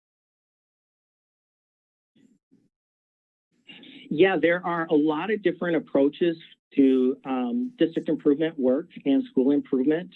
This is an area that I'm really proud of in Bloomfield Hills. I would invite you to take a look at our data dashboard that we've created, the different type of models that we've been able to develop in a short period of time to really kind of move into diving into that work differently. There are different types of ways to do that. We're part of a state group called FAME. We just recently got published in some of their work that they're putting together. But I think it comes through really around a model of collective efficacy in regards to specific school improvement work, being able to state the objective and trying to really kind of meet those measurable objectives. I really like the practices around really identifying key objectives and making sure that we have a strategy to be able to achieve that, and also making that visible. I think it's very difficult to take improvement plans and make that work look visible so that other people can be invited into that. And in fact, I think it was just this year that Bloomfield Hills and Lake Orion, we had a couple staff members co-present in terms of models to look at from Michigan Department of Education as an example to chase on that. So I think we would be able to continue to evolve in those practices. And I do view strategic planning a little bit different than school improvement. And here's what I mean by that. Strategic planning to me, as you start to carve out really kind of what that vision is, what you're planning for, that shouldn't just be about small measures that you're trying to make improvements on. These should be about things that you are about to launch into a moonshot. You are completely rethinking. You have changed your paradigm. You are looking at programming or large scale nimbleness that you're wanting to recreate or reimagine what either some of the spaces are or what that program is going to look like. Within strategic planning, there can be specific goals that are more improvement areas, but strategic planning is really an opportunity to really stretch a community, to really stretch a school district, and to be able to be bold and courageous in your thinking while doing that.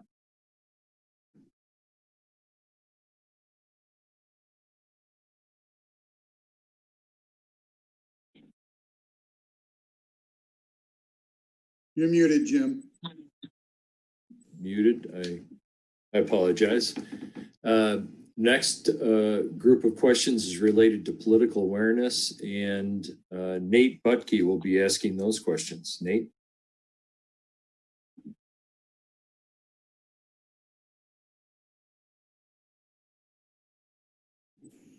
You're muted, Nate. Oh man, this is, you'd think we'd figure it out by now, but Exactly. we're all still getting there, right? Yeah. It's okay. This is what teaching has been like since March. So you're in good company right now. Yeah, right. Well, thanks for the grace on that one. And thanks for joining us this evening to have a chat with us. First question for you. What impact do you feel Every Student Succeeds Act is having on Michigan school districts?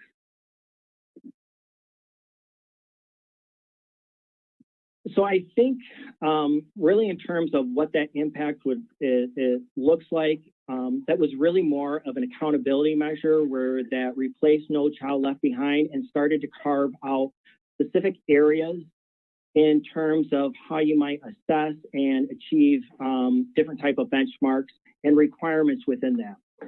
More than likely, it changed some of your board policy when that legislation was passed. You have probably already aligned your board policy with that.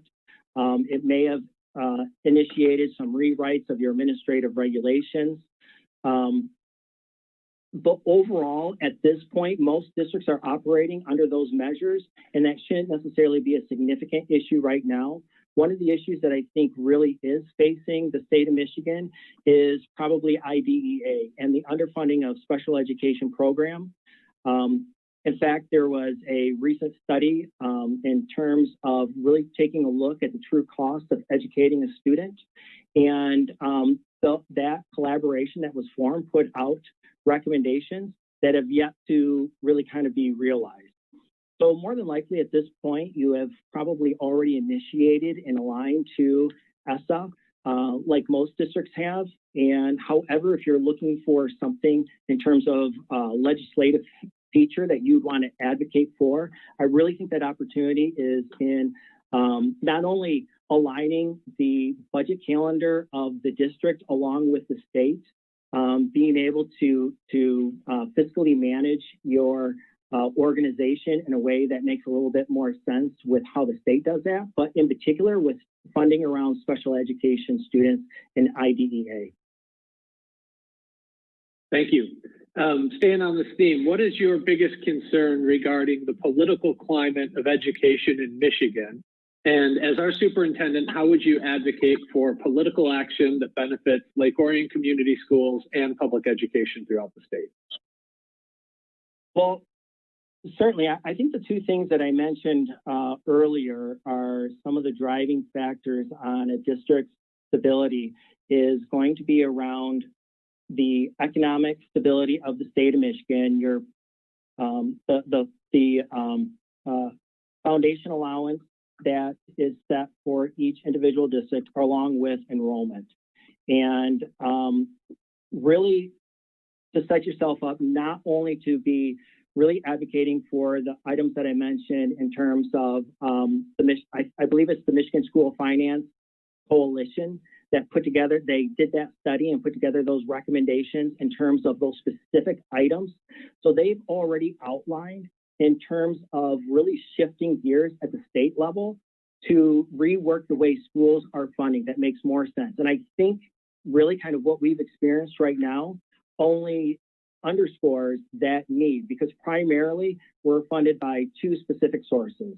It's going to be income tax and sales tax. And right now, over the last 3 to 4 months, that is really being problematic in terms of that funding source. And the ability for the state of Michigan to be really consistent in that avenue. So I think what I would do is really advocate for a new funding mechanism for schools, so we are not at the whim of a economic climate.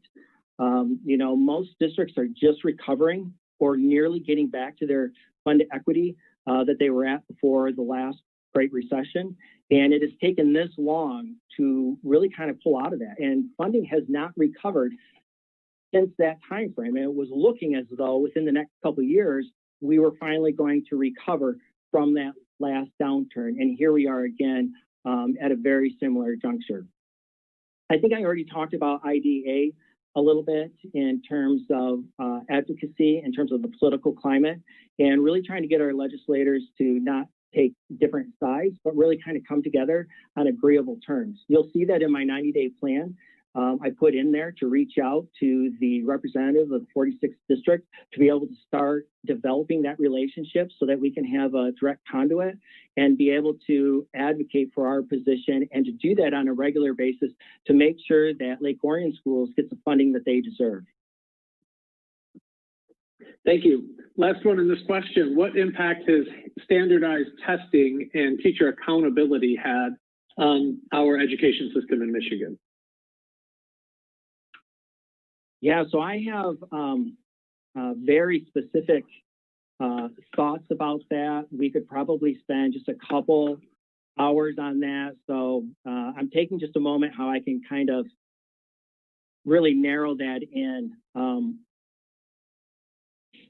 The standardized assessment certainly has its place in education. So I don't want to sound as though I am anti assessments or accountability, because that certainly isn't the case. However, those really are more of those are really mechanisms in place to tell you after the fact whether or not what you're doing is working. What you really want to do, in addition to that, is to have a heavy focus on formative assessments so that you can be in the moment and reactionary to what a specific student's needs are. If you're waiting for your scores to come back from the state of Michigan or the SAT or the MSTEP, by then it is too late to have that personal connection with a student. I think the ranking system has wreaked havoc on our state in terms of the top to bottom list, the bottom 5%. I think that's been really problematic for districts in terms of what that looks like. For the evaluation system and how that couples with that, I see that you guys are using Danielson, at least the information that I saw online appears as though you're using the Danielson model right now. That's a model that I'm very familiar with. I think that that's very workable in terms of how you align that to the new requirements of the state and making sure that you're hitting those compliance issues. And I do think that it's important to have a mechanism and timely feedback for teachers. That's very important. As a teacher, you really want that feedback. You want to know, you want to have your thinking stretched. You want to know with your building administrator, really kind of what they're able to observe when they're in the classroom. And it's supposed to guide you into a very rich conversation. I have a tendency to believe that people really kind of excel when you focus on their strengths versus their weaknesses or areas that they need improvement. I think if you focus on people's strengths, their areas of weakness, those come up with them. It's important to identify those, but definitely if it's not, hasn't reached a specific realm to where it's negatively impacting the classroom, it is probably an area of weakness because they're more passionate about something else. They're more passionate about another type of strategy or another type of practice. Being able to focus on that and allowing that person to follow their passion, to excel in that, to be a creative genius in a very specific area, that brings up everything else in terms of performance and those interactions. So I think all of those things are important, but it's also important to put those in a balance. You really kind of have to tell the story about data in a balanced format. There's a lot of qualitative data and storytelling that you can leave out if you're just looking at that quantitative data. And especially if you want to get into the practice of being able to measure a student's disposition on, maybe you want to measure global dispositions, you want to measure thinking habits, you want to be able to look at someone's ability to problem solve at a high level, you want to measure different levels of sophistication and thinking. That's not always available in those metrics that we're usually used to in terms of state standardized tests. But internally, you're able to move those practices in place, as you might want to take a look at those different type of thinking habits and to be able to measure those over time. In fact, at one of the elementary schools that I ran, we developed sophistication ratings for thinking, and we came up with a very specific way, a meta-analysis, where it would inform the work of the strategies that we were focused on to be able to really kind of establish very specific thinking routines and patterns and habits. And we were able to put those sophistication ratings in place using some concept mapping and going through a meta-analysis of what that looks like to be able to inform that work. Without that work, it's very hard to couple some of our other practices to be able to tell us whether or not those achievable outcomes are being reached. Thank you. All right, thank you. The next group of questions relates to leadership attributes, and our secretary, Dana Mermel, will be asking those questions. Dana. Good evening, Mr. Bidlack. Nice to meet you. Thanks for your interest in Lake Orion schools. I'll ask you 3 questions as well, and here's my first one. Please describe your typical style of leading and talk about situations in which you might vary from that style.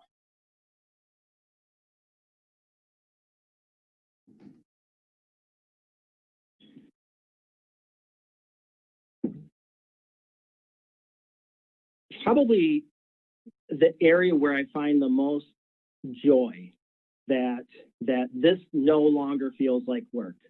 This is play.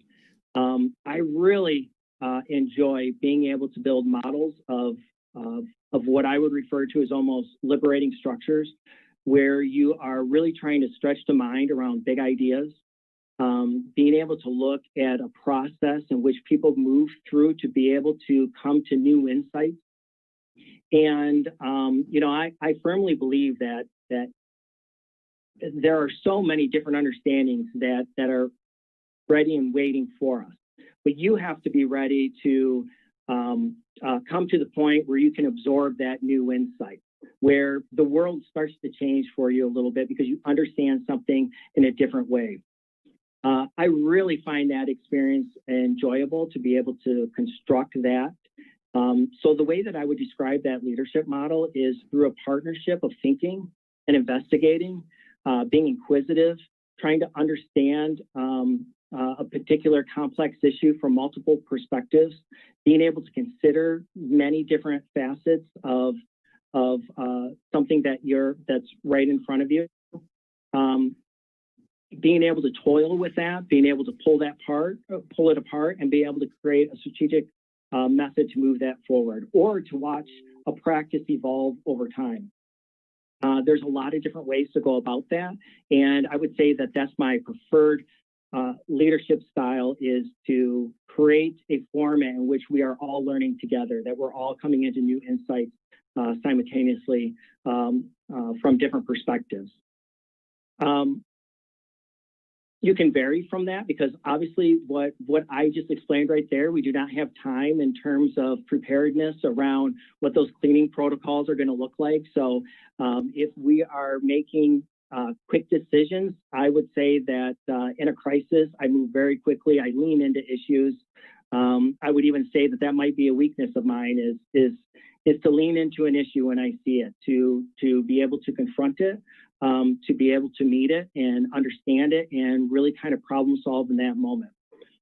So I vary from that preferred state where it feels very collaborative, where you can build structures that really kind of liberates one's thinking, to also knowing that this particular dilemma doesn't fit within that model. And what we need here and what people need is a decision, and they need clear direction. It needs to be coherent, it needs to be decisive.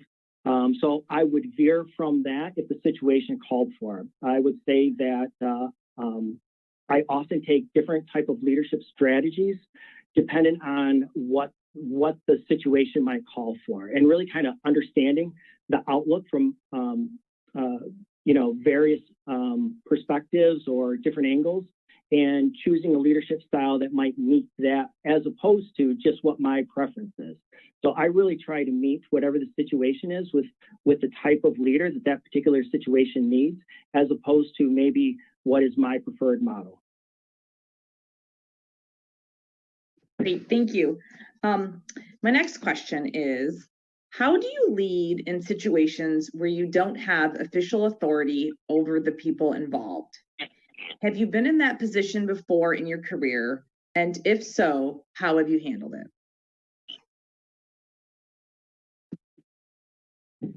Certainly, I think those situations always present themselves. Being in, I can really think of examples at all different levels and positions, going all the way back to a teacher where you're trying to reframe a practice or a structure within inside your own school, or maybe developing into building administration and helping your district find its way through really into the future, or trying to develop a new program or a new outlook on something. I think what you do is you listen and you learn, and you join in for the journey, and you find your opportunity to lead. In fact, I would say that one of the things that I am most passionate about is teacher leadership. And I think it's important not only to attend and foster teacher leadership, but it's important to create the infrastructure that supports and maintains teacher leadership as well. And there are very specific conditions that you have to put in place to really allow people to have the opportunity to bring in that voice and decision-making. And the more you flatten an organization and be able to use those voices of innovation, and not only having experienced what you described, Dana, but also making sure that others have the ability to do that too within Lake Orion Community Schools, where they can lead from the position that they're in, and to make sure that you're harnessing those voices and you're looking for that area of influence that is needed.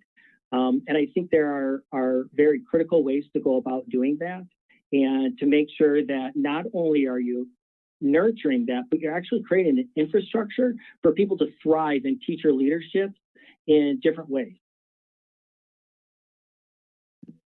Thank you. What are the key elements of a high-functioning board and superintendent governance team relationship? And what are your plans for establishing and maintaining this in Lake Orion? If I try to include some of the hints to what that would look like in my 90-day plan, really kind of carving out specific action steps that I feel would lead to that. I think it really starts with trust. As we grow to know each other, we'll be able to anticipate each other's thinking. We'll know what our positions are or views are. And then our responsibility is to bring that into alignment, to find where that middle ground is, that how do all of us collectively contribute to a specific idea or a direction. That way, when we come to an agreement, what people are hearing is focused direction. They're not hearing different perspectives. They're not hearing it sounding like we are doing two different things, but really that we are seamless and we're on the same page. And the ability to be able to do that work is going to take a lot of trust to be able to do that. I think with those interactions, we need to be intentional about that. I think transparency and communication, not only with ourselves, but with the community is also a necessary feature to be able to pull that off. It's important to invite other people into that conversation as well, so that we understand their perspective. so I think that those are all specific attributes, and that's before we get to the logistical component of like a board retreat or how we might handle communication or how we might set agendas or various committees that will want to be able to structure in terms of supporting the district. Remembering that the students are at the core of that, and the decisions that we make need to be student-centered, always with the student in mind, and playing out how is this going to impact a second grade classroom? How will this impact a ninth grade classroom? What is that impact going to look like and going to feel like for our students? All right, thank you. We move on to our next set of questions, and our Vice President Birgit McQuiston will be asking questions regarding instruction and curriculum. Birgit? Good evening, Mr. Bidlack. Good evening. Good evening. Question number 1 from me is this.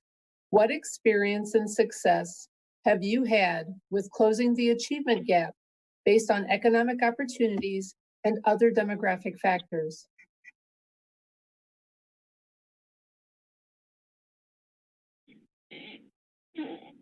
I think that's a great question, Bridget, and I think that that's a focus that everyone should have. I believe that that's a moral imperative to really take a look, not only achievement gap, but really what are the opportunity gaps? What are the equity gaps? Almost shifting your mindset from what is a specific achievement gap that sometimes places that responsibility on the child to really taking a look at what is the equity gap or the opportunity gap that sits here that is producing these disproportionate outcomes that we're viewing.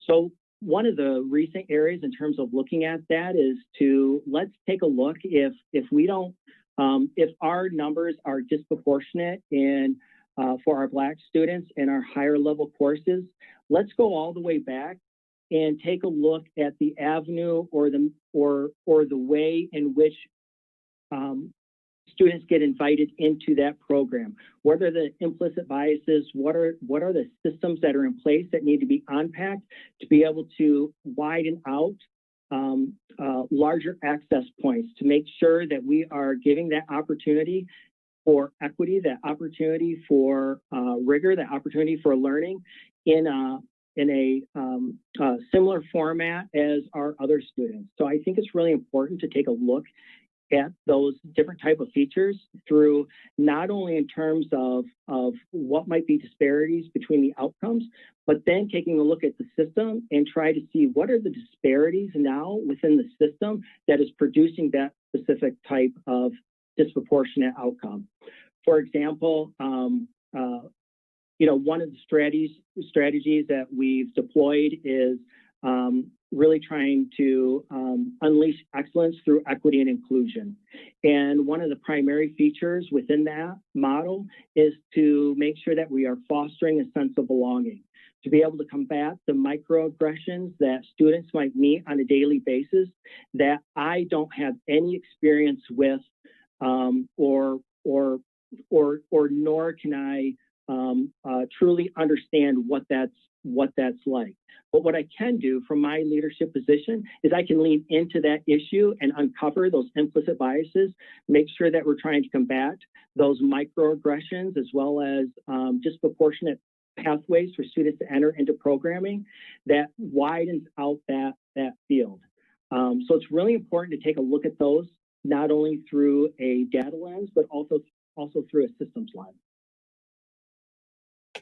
Thank you for that. Here's my second question.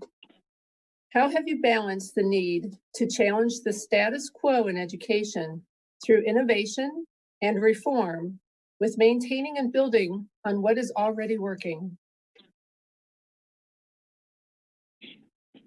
Well, really, that is the best strategy that you outlined in the last part of that question is you start with what's working well. Howard Gardner likes to say that education with all its faults in terms of being perceived as evolving or lack of innovation. One thing is certain is that we have a couple hundred years of historical knowledge around how to engage and foster learning. And sometimes I think we can be quick to dismiss some of those features that really sit at our core. And so it's important to be able to carry those forward as you look for new inventive ways. Like I mentioned before, I think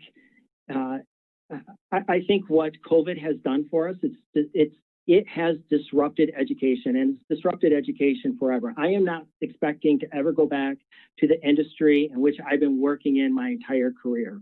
I do not believe that we are going to go back and conduct school as it was before. I know people are probably hungry for that. But I think really what's going to happen is if you take a look at all of those pockets of innovation right now, we're going to be able to carry some of those features ahead. I mean, think about if somebody came to with the idea that we're going to put every teacher online and we're going to have every teacher do Zoom. I'm imagining some of you maybe until COVID have not been in a virtual board meeting before. So we are all learning new skills and habits that can be exciting as well. But it doesn't mean that what we should leave behind is the connectedness and the humanness, the humanity around education. Education is absolutely a social endeavor. It is people coming together and learning from each other. You cannot replace second graders sitting on the carpet in their morning meeting, coming together, building a sense of belonging, having that connectedness. That does not happen in a Zoom classroom. But there's a lot of features that can happen in a Zoom classroom. We're able to network on a different scale. We're able to nimbly move through different projects. You're able to collaborate in different ways.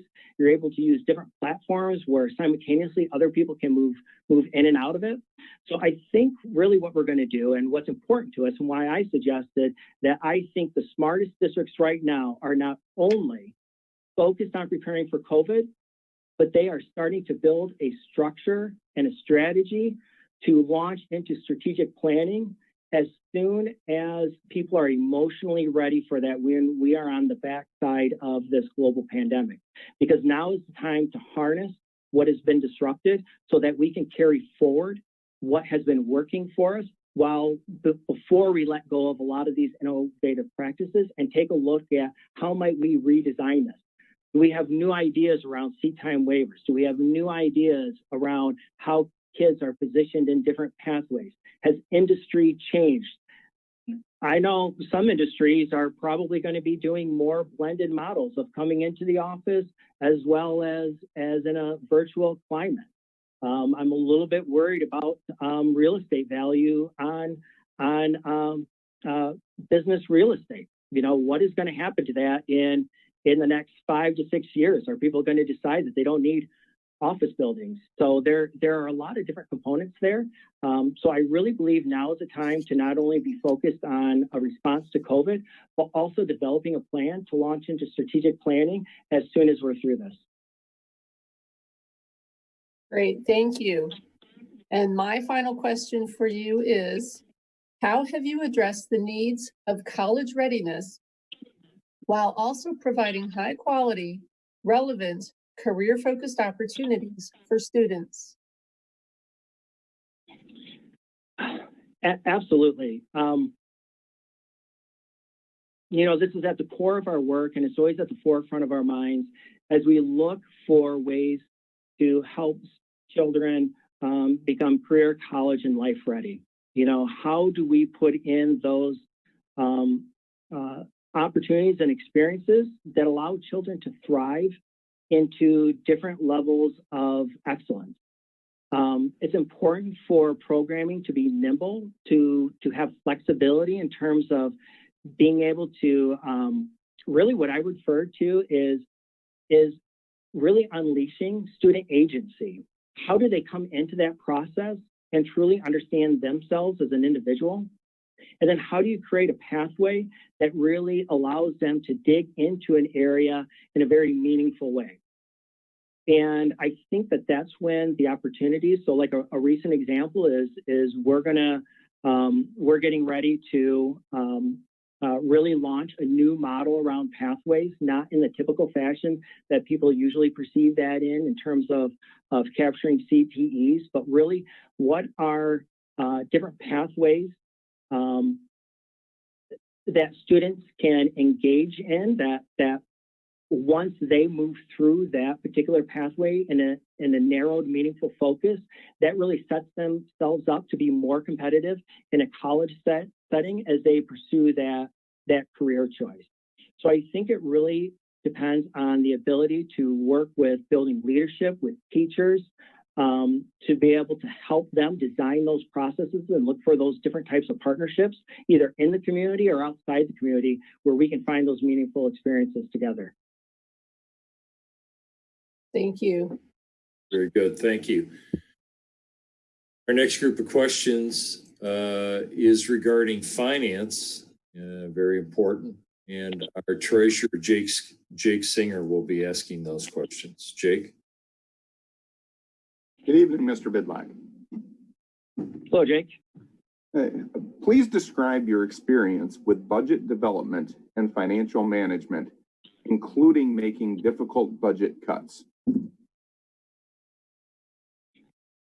Certainly, if you work in education, you are confronted with difficult budget cuts. That almost seems to be our norm often, in terms of how do we repackage things in order to make sure that we're going to be in a very financial healthy position. You know, it is our role to be the financial stewards for the community, to make sure that we are leveraging their tax dollars on behalf of their children in the most effective way possible.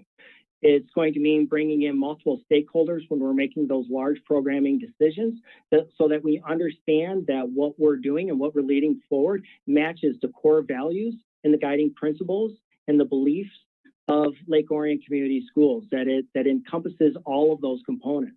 It should bring in the insights of local business leaders and also a subset of leaders throughout the community as well. So as we kind of work on those areas together, that really kind of allows us to set our focus so that we are in that internal process of making sure that the resources are going to the areas that are going to have the biggest impact. We know that we're making wise choices around that. Looking through your financial statements, I see that you have an A+ rating with Standard & Poor. I can see through the mechanisms. In fact, it even looks like you're doing your own transparency reporting, that you're not paying for a service to be able to put that together. And what I really appreciate within the report are the explanations and the narratives that go in there. So you're able to peer into those reports and come away with an impression that really kind of gives you an idea of the journey that Lake Orion has been on and the future direction that you're trying to take. I can see that you've done a great job in terms of trying to reach towards that 10% fund equity balance, as well as managing those bond projects, sinking fund, and all other aspects in terms of how you build that budget in a fiscally responsible way. So in terms of that outlook, I think it's really important to make sure that you're really doing the right things for the right reasons. And that really is what it boils down to. I can tell that you have a very strong financial team based on the reports that I've been through. And I think that that is one of the pillars that you need in any successful school district, is to know that you have a very solid and comprehensive financial team that is very thorough in their work. And looking through those reports, you can really see the evidence as it sits within there, as well as with your rating and the way you're moving through those different projects and the way that budget process is being built.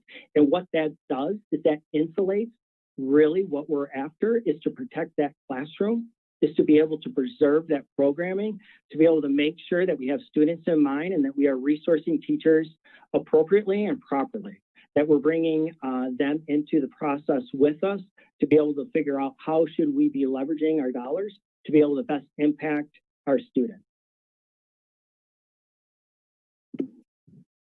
Thank you. what opportunities do you believe budget limitations present? In tough financial times, what are your top 3 priorities?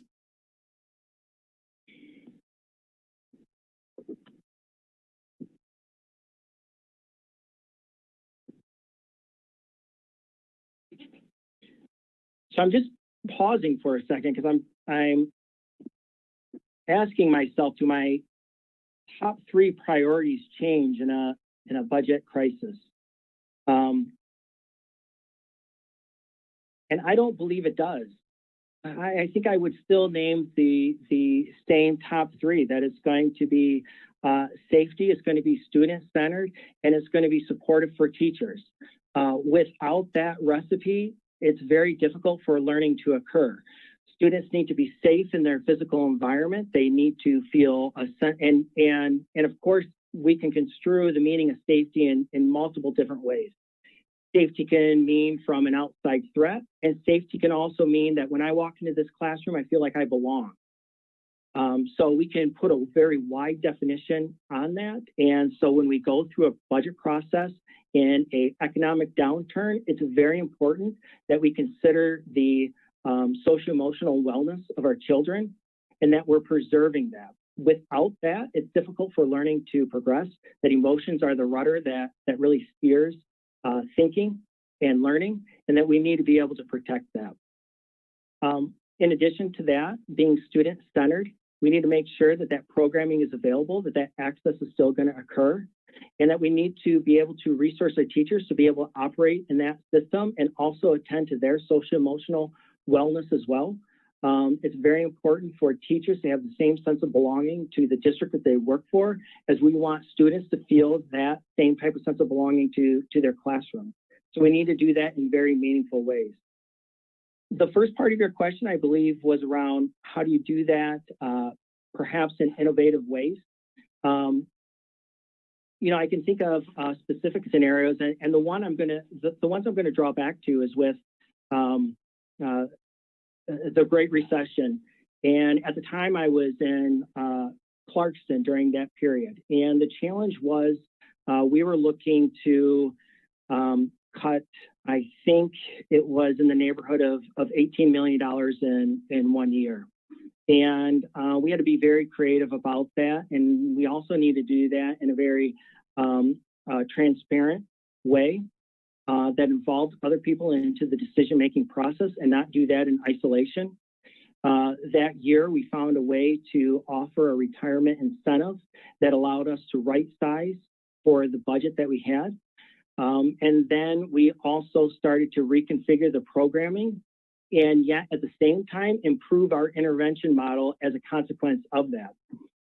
So one small example I can think of when we used to have I can't remember the name of the specific class, but we would have maybe 2 to 3 kids in really what was just a homework hour. And what we did is we moved that into being more specifically related to ELA or math and made that a connection, and then involved more students into that process and collapsed some of those sections. But not only did we save money and we were able to right size for the student population that we had, but we also initiated a better multiple tiered systems of support for our students as well. So that became an opportunity for us to reimagine and revision how we might go about that process, where we actually came away with a better outcome. But it's also important to remember that not all budget crises live in the same type of innovation way. If the state comes through and does a $600 or $700 cut, all districts will be looking at cutting services from transportation to add to the list to whatever it would take to get to that. Hopefully the feds will come through and perhaps treat us a little bit more like the banking industry or the airline industry, and be able to really kind of preserve our state funding so that we'll be able to carry on forward without too much of a disruption. But right now, I think the biggest thing is not even knowing what that cut could be this year, why we are still in this fiscal year.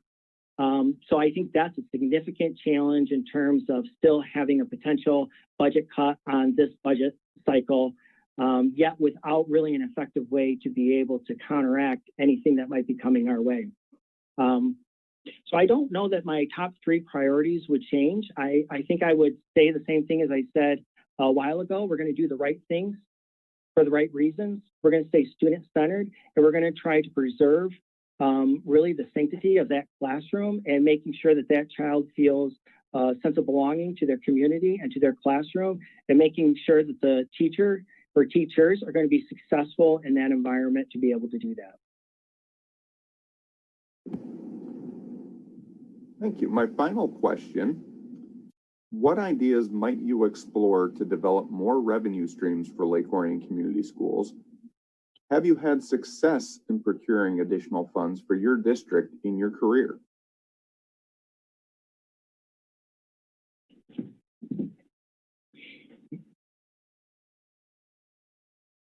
There are certainly different ways to go about that. And I think the first strategy to do is to make sure that you are a school community that really sustains property values and attracts families into the district, because that is the first strategy to secure your student enrollment.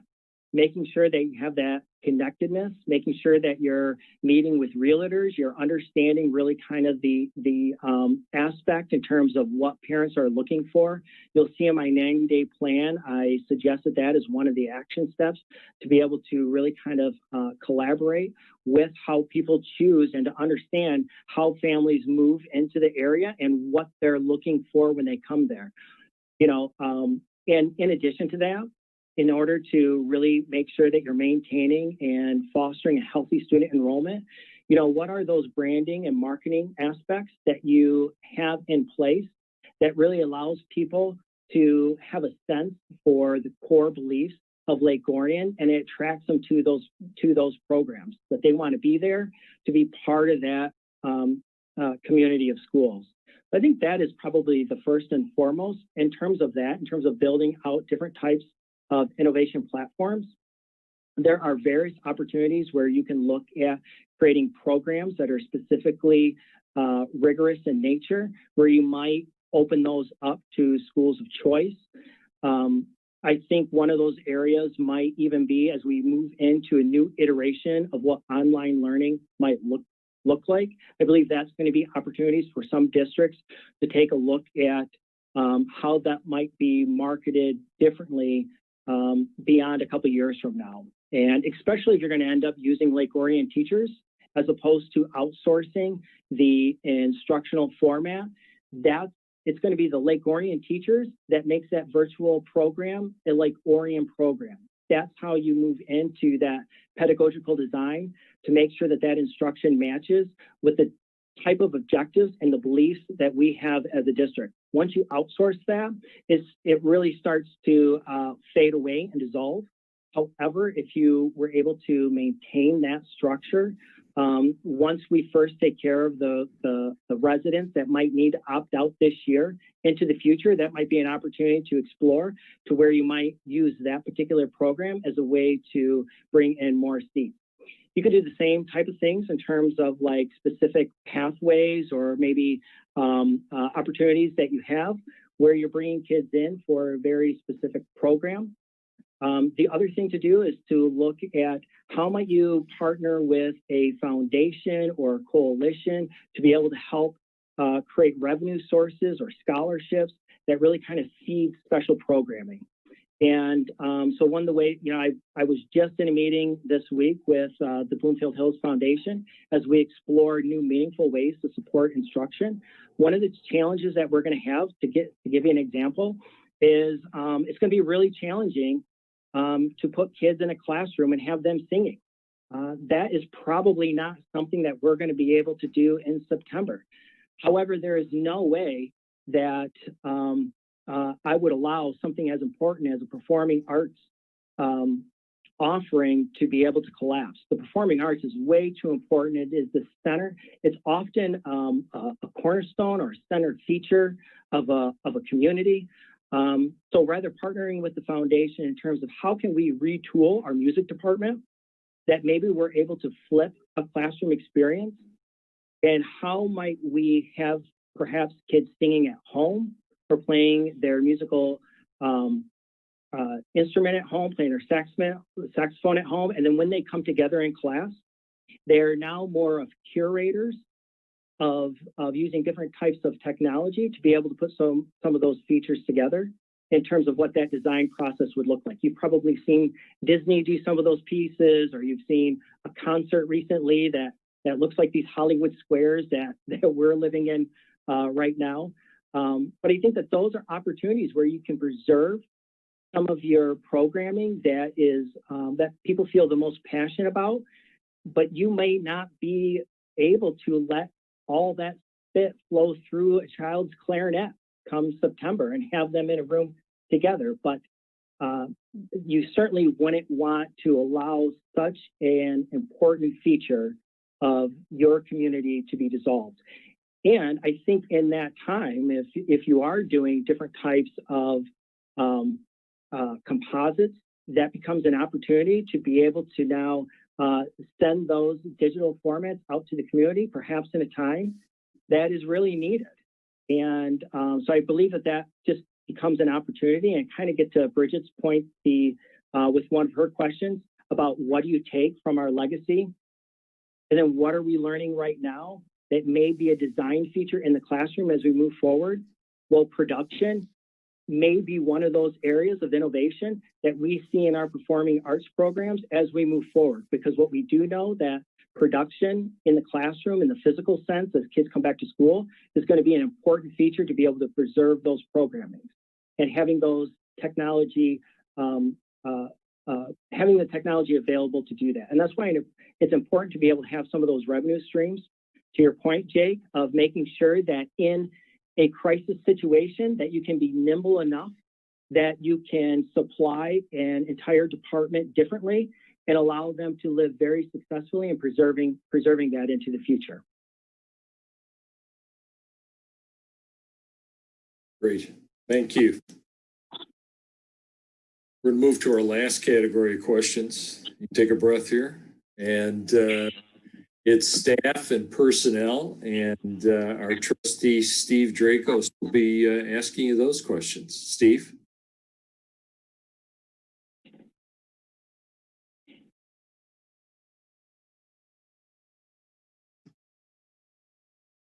Hey, Steve, I'm not sure if I'm the one who should say you're on mute or not. I'm sorry, let me repeat that. Good evening again. Can you hear me? Yes, I can. Yep. All right, sir, please describe your most successful experience in building a high-performing work team. Thank you. A high-performing work team, for example. Work team? Exactly. Okay, all right.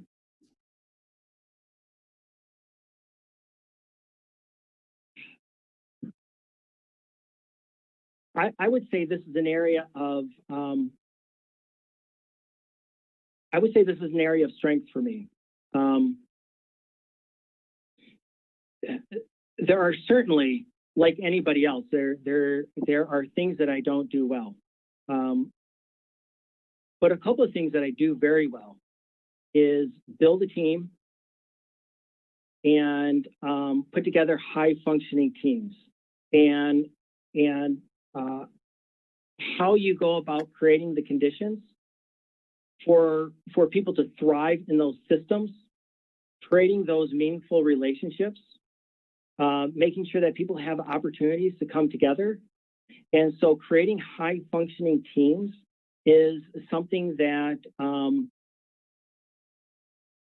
even going back to the classroom, that was probably my number one strategy in the classroom was trying to create high functioning teams within that. And I don't think that strategy has changed. When you're working with adults, you want to do the exact same thing. You want to create high functioning teams. It takes a important level of trust to be able to do that. It takes building confidence in others. It becomes making sure that people are comfortable being able to give feedback, being able to contribute.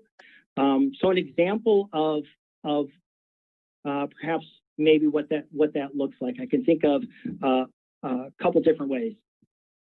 Specifically drawing on from a building administrator experience, I remember we were heavily investigating some practices out of Project Zero, Harvard's Project Zero, specifically around agency by design, global competencies, and really kind of going back to the work on sophistication ratings for different types of thinking dispositions.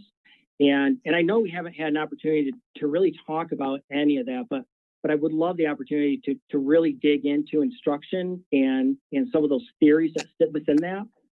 Because within those theories are also a lot of mechanisms that lean into building those high functioning teams, those liberating structures, those specific type of thinking routines that people thrive in, where they can be more imaginative and creative. I really feel like people misunderstand models of innovation. Oftentimes people think of like, oh, well, they might think of a Google and their slides in their lobby, or they think of something that's a little bit more flashy. But really, to create systems of innovation and high functioning teams, it also takes discipline. It takes what you do at your core, doing that very well, and then use that as the ability to be agile and nimble within the workplace when a new idea or a creative idea comes along, and to be able to move through that in a similar fashion. And I think that breeds success. People get invited into that, and once they have if you get a taste for that, you want to do that again. You want to work on the next project. You want to work on the next design. So I think that lives within those models. And while you're doing that, Steve, I think you are modeling what you hope to see in a classroom as well. So some of those bond projects that we talked about, there was a lot of intention to model instructional practices while we are engaging stakeholders so that they could understand what it looks like to teach towards students thinking in the classroom and to move them into innovative designs of thought process. Thank you. My next question is regarding for labor relations. Please speak to your experience in labor relations and working with employee unions and describe the nature of your relationship with union leaders. Thank you. So you'll see that in my 90-day plan, I'm pretty sure that I listed every bargaining unit that I would want to reach out to the president or maybe lead representative, yeah. And I think establishing that two-way communication, I know, the union president that I work with here in Bloomfield Hills, he is just a text away, and it's important to be able to work together on issues. It's important that you work in a collaborative fashion and that you really kind of understand our priorities, because our goal really is the same. We want to have meaningful experiences and we want to be student-centered. And so how we become collaborative in that process to ensure that that's what's going to happen is very important that we do that, because oftentimes those differences often sit with just misunderstandings. So it's very important to be open, to be able to lean into those conversations, to be able to listen, and to be collaborative in that process. And so in my 90-day plan, I highlighted some of those action steps in terms of making sure that I was going to reach out to each one of those leader representatives to make sure that they knew that they had an open line of communication to me directly at any point. Thank you, Todd. And my final question is, how would you interact with central administrators and building principals in a district of our size? And how would you strike a balance between giving them the support and independence they need to lead effectively while holding them accountable as appropriate and necessary? Thank you, sir. And I think both of those are very important. And, it's interesting. I have been in districts smaller than yours, and I've been in districts much larger than yours. And I think I would be able to bring that set of varied experiences into Lake Orion, and that perspective of being outside of Lake Orion and bringing that in and those fresh eyes can really be an opportunity to be able to set course and a focus that maybe didn't exist before. It creates new opportunity. So I think I come with a wide set or array of different experiences, and I would be able to use all of those in terms of how I might go about striking that balance in terms of supporting central office and building administration, as well as setting high expectations. And I actually think that that's how you do both. People thrive with high expectations. They thrive with clarity. They thrive with understanding what the moral imperative is in front of us.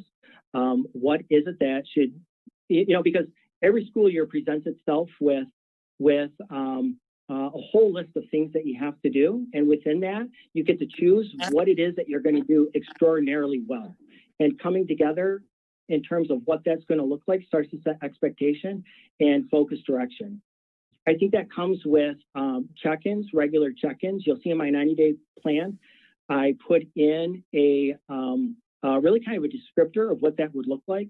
So I believe that's regular check-in with building principals, making sure that I am conducting cabinet meetings, that I am understanding of the various committees, making sure that I'm working directly with each department, making sure that I'm not only consulting the work, but I'm engaged and a meaningful participant in the work, that I'm sitting in the work with them and I'm a participant. I think the district, the size of Lake Orion Community Schools, I think the superintendency is not just a political position. Of course, if you're running a school district with 20,000 or with 20,000 students, there's little time for that superintendent to be hands-on or active with project planning, because that's a whole different ball game. And I think that's what attracts me to Lake Orion, is it's the right size for me to stay meaningful, engaged in the work. Because at the end of the day, that's really what drives me. I thoroughly enjoy teaching and learning. I would not want to be pulled away from that. I would not want to be pulled away from the classroom. And I think that this is just a right size district that I would still be able to have those meaningful experiences and be able to engage with students and teaching and learning, and to be in and out of buildings and to be making connections with building administration, as well as helping lead central office. Thank you.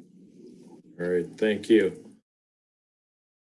We're here at the home stretch, last few minutes, and we've been asking all the questions, and this is your time. If you have a question you'd like to ask us, or just your time for a closing statement, that would be great. Yeah, absolutely. I think I'm going to finish right where I started, which was thank you for allowing me the opportunity to sit with you this evening. It feels as though the last few months it has been 24/7, 70 hours a week, responding to a global pandemic. And it's a rare opportunity to engage in other conversation, especially around teaching and learning. I would love to sit with you and talk about nothing else but instruction. At this point, I can almost feel myself hungry to be able to do that. Of course, that doesn't mean that there's not a lot of work and preparation to still work through to make sure that we're ready and we're providing the best chance possible for all kids to return to school. I talked about different type of philosophies or theories that I have, but what I didn't necessarily have the opportunity is to talk about the life experiences that have shaped me. And there are specific things that I believe has situated me into a position to be able to lead people in a very effective manner, in a meaningful manner, in one that really builds trust and relationships, and allows for innovative thought and comfort and a sense of belonging. And there are some things that are very passionate to my core. One is around special education and being the father of a child with special needs. That's something that I carry on my sleeve all the time. I know firsthand the experience of that. And that's a perspective that you only have if you have cared for a child with special needs. I understand what that's like to hold your child when he's having a seizure. And so what that means is when parents are sitting in front of me, having that same difficulty, I'm able to empathize in a very different way. I used to think that I chose education, that, I wanted to be a teacher and I was going to launch into it. But, as you get older, you start to realize the factors that were at play. And I can think back to my second grade teacher, Mrs. Anderson, that made sure that I had food. She was almost like the first addition to Blessings in a Backpack in terms of if somebody's hungry in my classroom, I'm going to make sure that they have something to eat. And I think about all of those life experiences and challenges, as well as devoting my life to really kind of helping children succeed. I realize now that really this is my opportunity to give back to a way that I found my own path forward, which was through pursuing education and to almost model after the teachers that had the greatest impact on me. And I think having a superintendency puts me in a very specific way, puts me in a situation where I can support the Mrs. Andersons that are out there. They're helping their children. They're trying to do the right things for the right reasons. And the prospect of being in Lake Orion is very exciting to me. And I think one of the things that you would get is a perspective of having been in different places, being able to look at system-wide levels. I think one of the areas of strengths that I have is building systems that are agile, nimble, innovative, and understanding that comes from creating very different and specific design structures, as well as processes that moves people into those different types of strategic planning processes that really produces those type of conditions. So thank you for the conversation. One of the areas that I'll be looking for if I come back, I am interested in what your kindergarten enrollment might be right now. I know the numbers that I'm looking at, I believe, are hinting towards the percentage of families that might be considering to opt out next year. And the importance is going to be to have a program in place to be able to attend to that. I could see where families of very young children may not opt to put their 5-year-old either in a school where people are wearing masks, or maybe they're not going to put them in school because they just don't want them exposed to COVID. So either one of those scenarios, I think we need to plan for to make sure that we're preserving those FTEs and building out a program that is going to be meaningful. So thank you for your time. I really appreciate it. Well, thank you, Mr. Bidlack. We appreciate your interest in the superintendent position for Lake Orion Community Schools.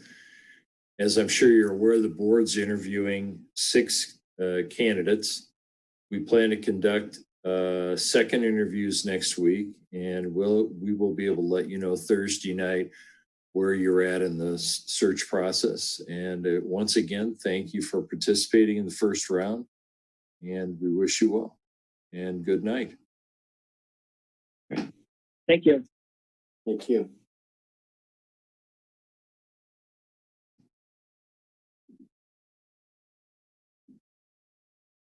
All right. That concludes night number 2 of our first round of interviews with our 3rd and 4th candidates. And we will resume this journey tomorrow night, again at 6 o'clock, with our 2 final first round interviews. And as I go over here,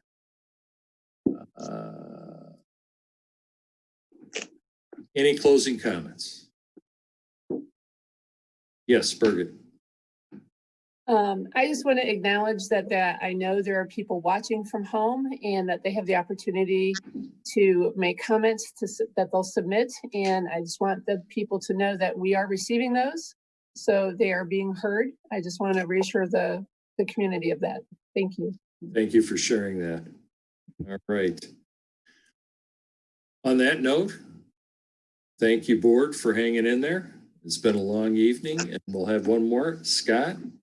I was just wondering, John had spoke yesterday about perhaps tomorrow after the interviews, we're gonna talk about our process for Thursday. Is that the plan? I mean, I guess I'm curious to see how we're gonna collaborate over all this data that we have from these different people. Like, what's the process for that? John? A recommendation, and we can certainly discuss it, would be that at the end of the evening tomorrow, I mean, you have the opportunity now to pour over the information that you do have on all of the candidates, including your notes. I know that you're taking notes. So you'll have the application materials that were submitted, the AppleTrack application, resume, cover letter. You've seen that the candidates have been submitting additional materials. We'll have the chance to review very carefully. I always suggest that you go back over your own interview notes after you get through the 6 interviews, just to refresh your memory and compare and contrast as well, and to carefully consider the feedback that you're getting from your stakeholders also. It's your decision, but what they have to say and how they're reacting is important as well. And then given all of that, I'd like to remind people that while you're still not selecting your superintendent yet, you're obviously narrowing the field down to 2 finalists. And then you're going to be scrutinizing those 2 finalists much more carefully to make sure that when you're poised to make your final decision, you're making a wise one. So what I'd ask you to do coming into Thursday is be prepared to go around member by member and to indicate, having reflected on everything at that moment, where your thoughts are in terms of the 2 candidates that you would prefer to see advance in the process, and to be able to speak to why. As I always ask, we want to be careful to keep that kind of in the positive realm. We're not going to be talking about what we don't like about candidates or where we may feel they fall short. But I would ask you to certainly advocate for the 2 folks that you feel most strongly about, and to be able to speak to why. And I would ask too, I think it's really important that you frame that in terms of the candidate profile in particular, so that as you're speaking about those 2 people that you would like to see move forward, what is it about them that you feel makes them the closest fit to that candidate profile? And I think once all board members then have had the chance to reveal their thinking, I would ask that you keep a bit of an open mind. You may come into the meeting with the thought that you've got 2 people in mind, but it could be that when you hear from your colleagues and why they support others, you know, it could make you potentially have a change of heart. If there are 3 people you feel strongly about, it's close, and there's kind of a close call between the final 2, what you hear from your colleagues. Your time's up. They make a difference. Right.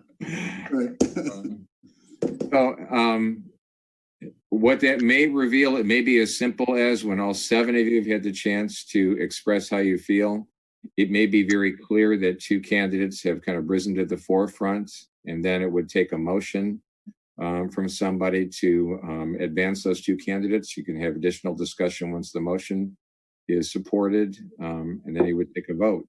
If it's not that evident, I'll take you through a process of kind of circling back and going through until we do hopefully have 2 people that you'd like to see advance to the final round. Does that make sense, Scott? Yes, thank you. To clarify, that work will be conducted on Thursday. That's right. Not Wednesday after we conclude the last 2 interviews. I think you smartly, by the time you get to the end of the night tomorrow, you're going to be exhausted, right? Mm-hmm. And for good reason. This is very intense. You've got to pay such close attention. You need to take copious notes. So it really is smart to walk away from this, get some rest, have an additional opportunity to consider the feedback that may still be coming in, and have the chance to really make a very thoughtful decision about who advances in this process. So I'm really pleased that you decided to come back an extra night, and I think that's absolutely the smart thing to do. All right. Any other questions, comments? I thank all of you once again, and this meeting is adjourned. Have a good evening. You too, sir.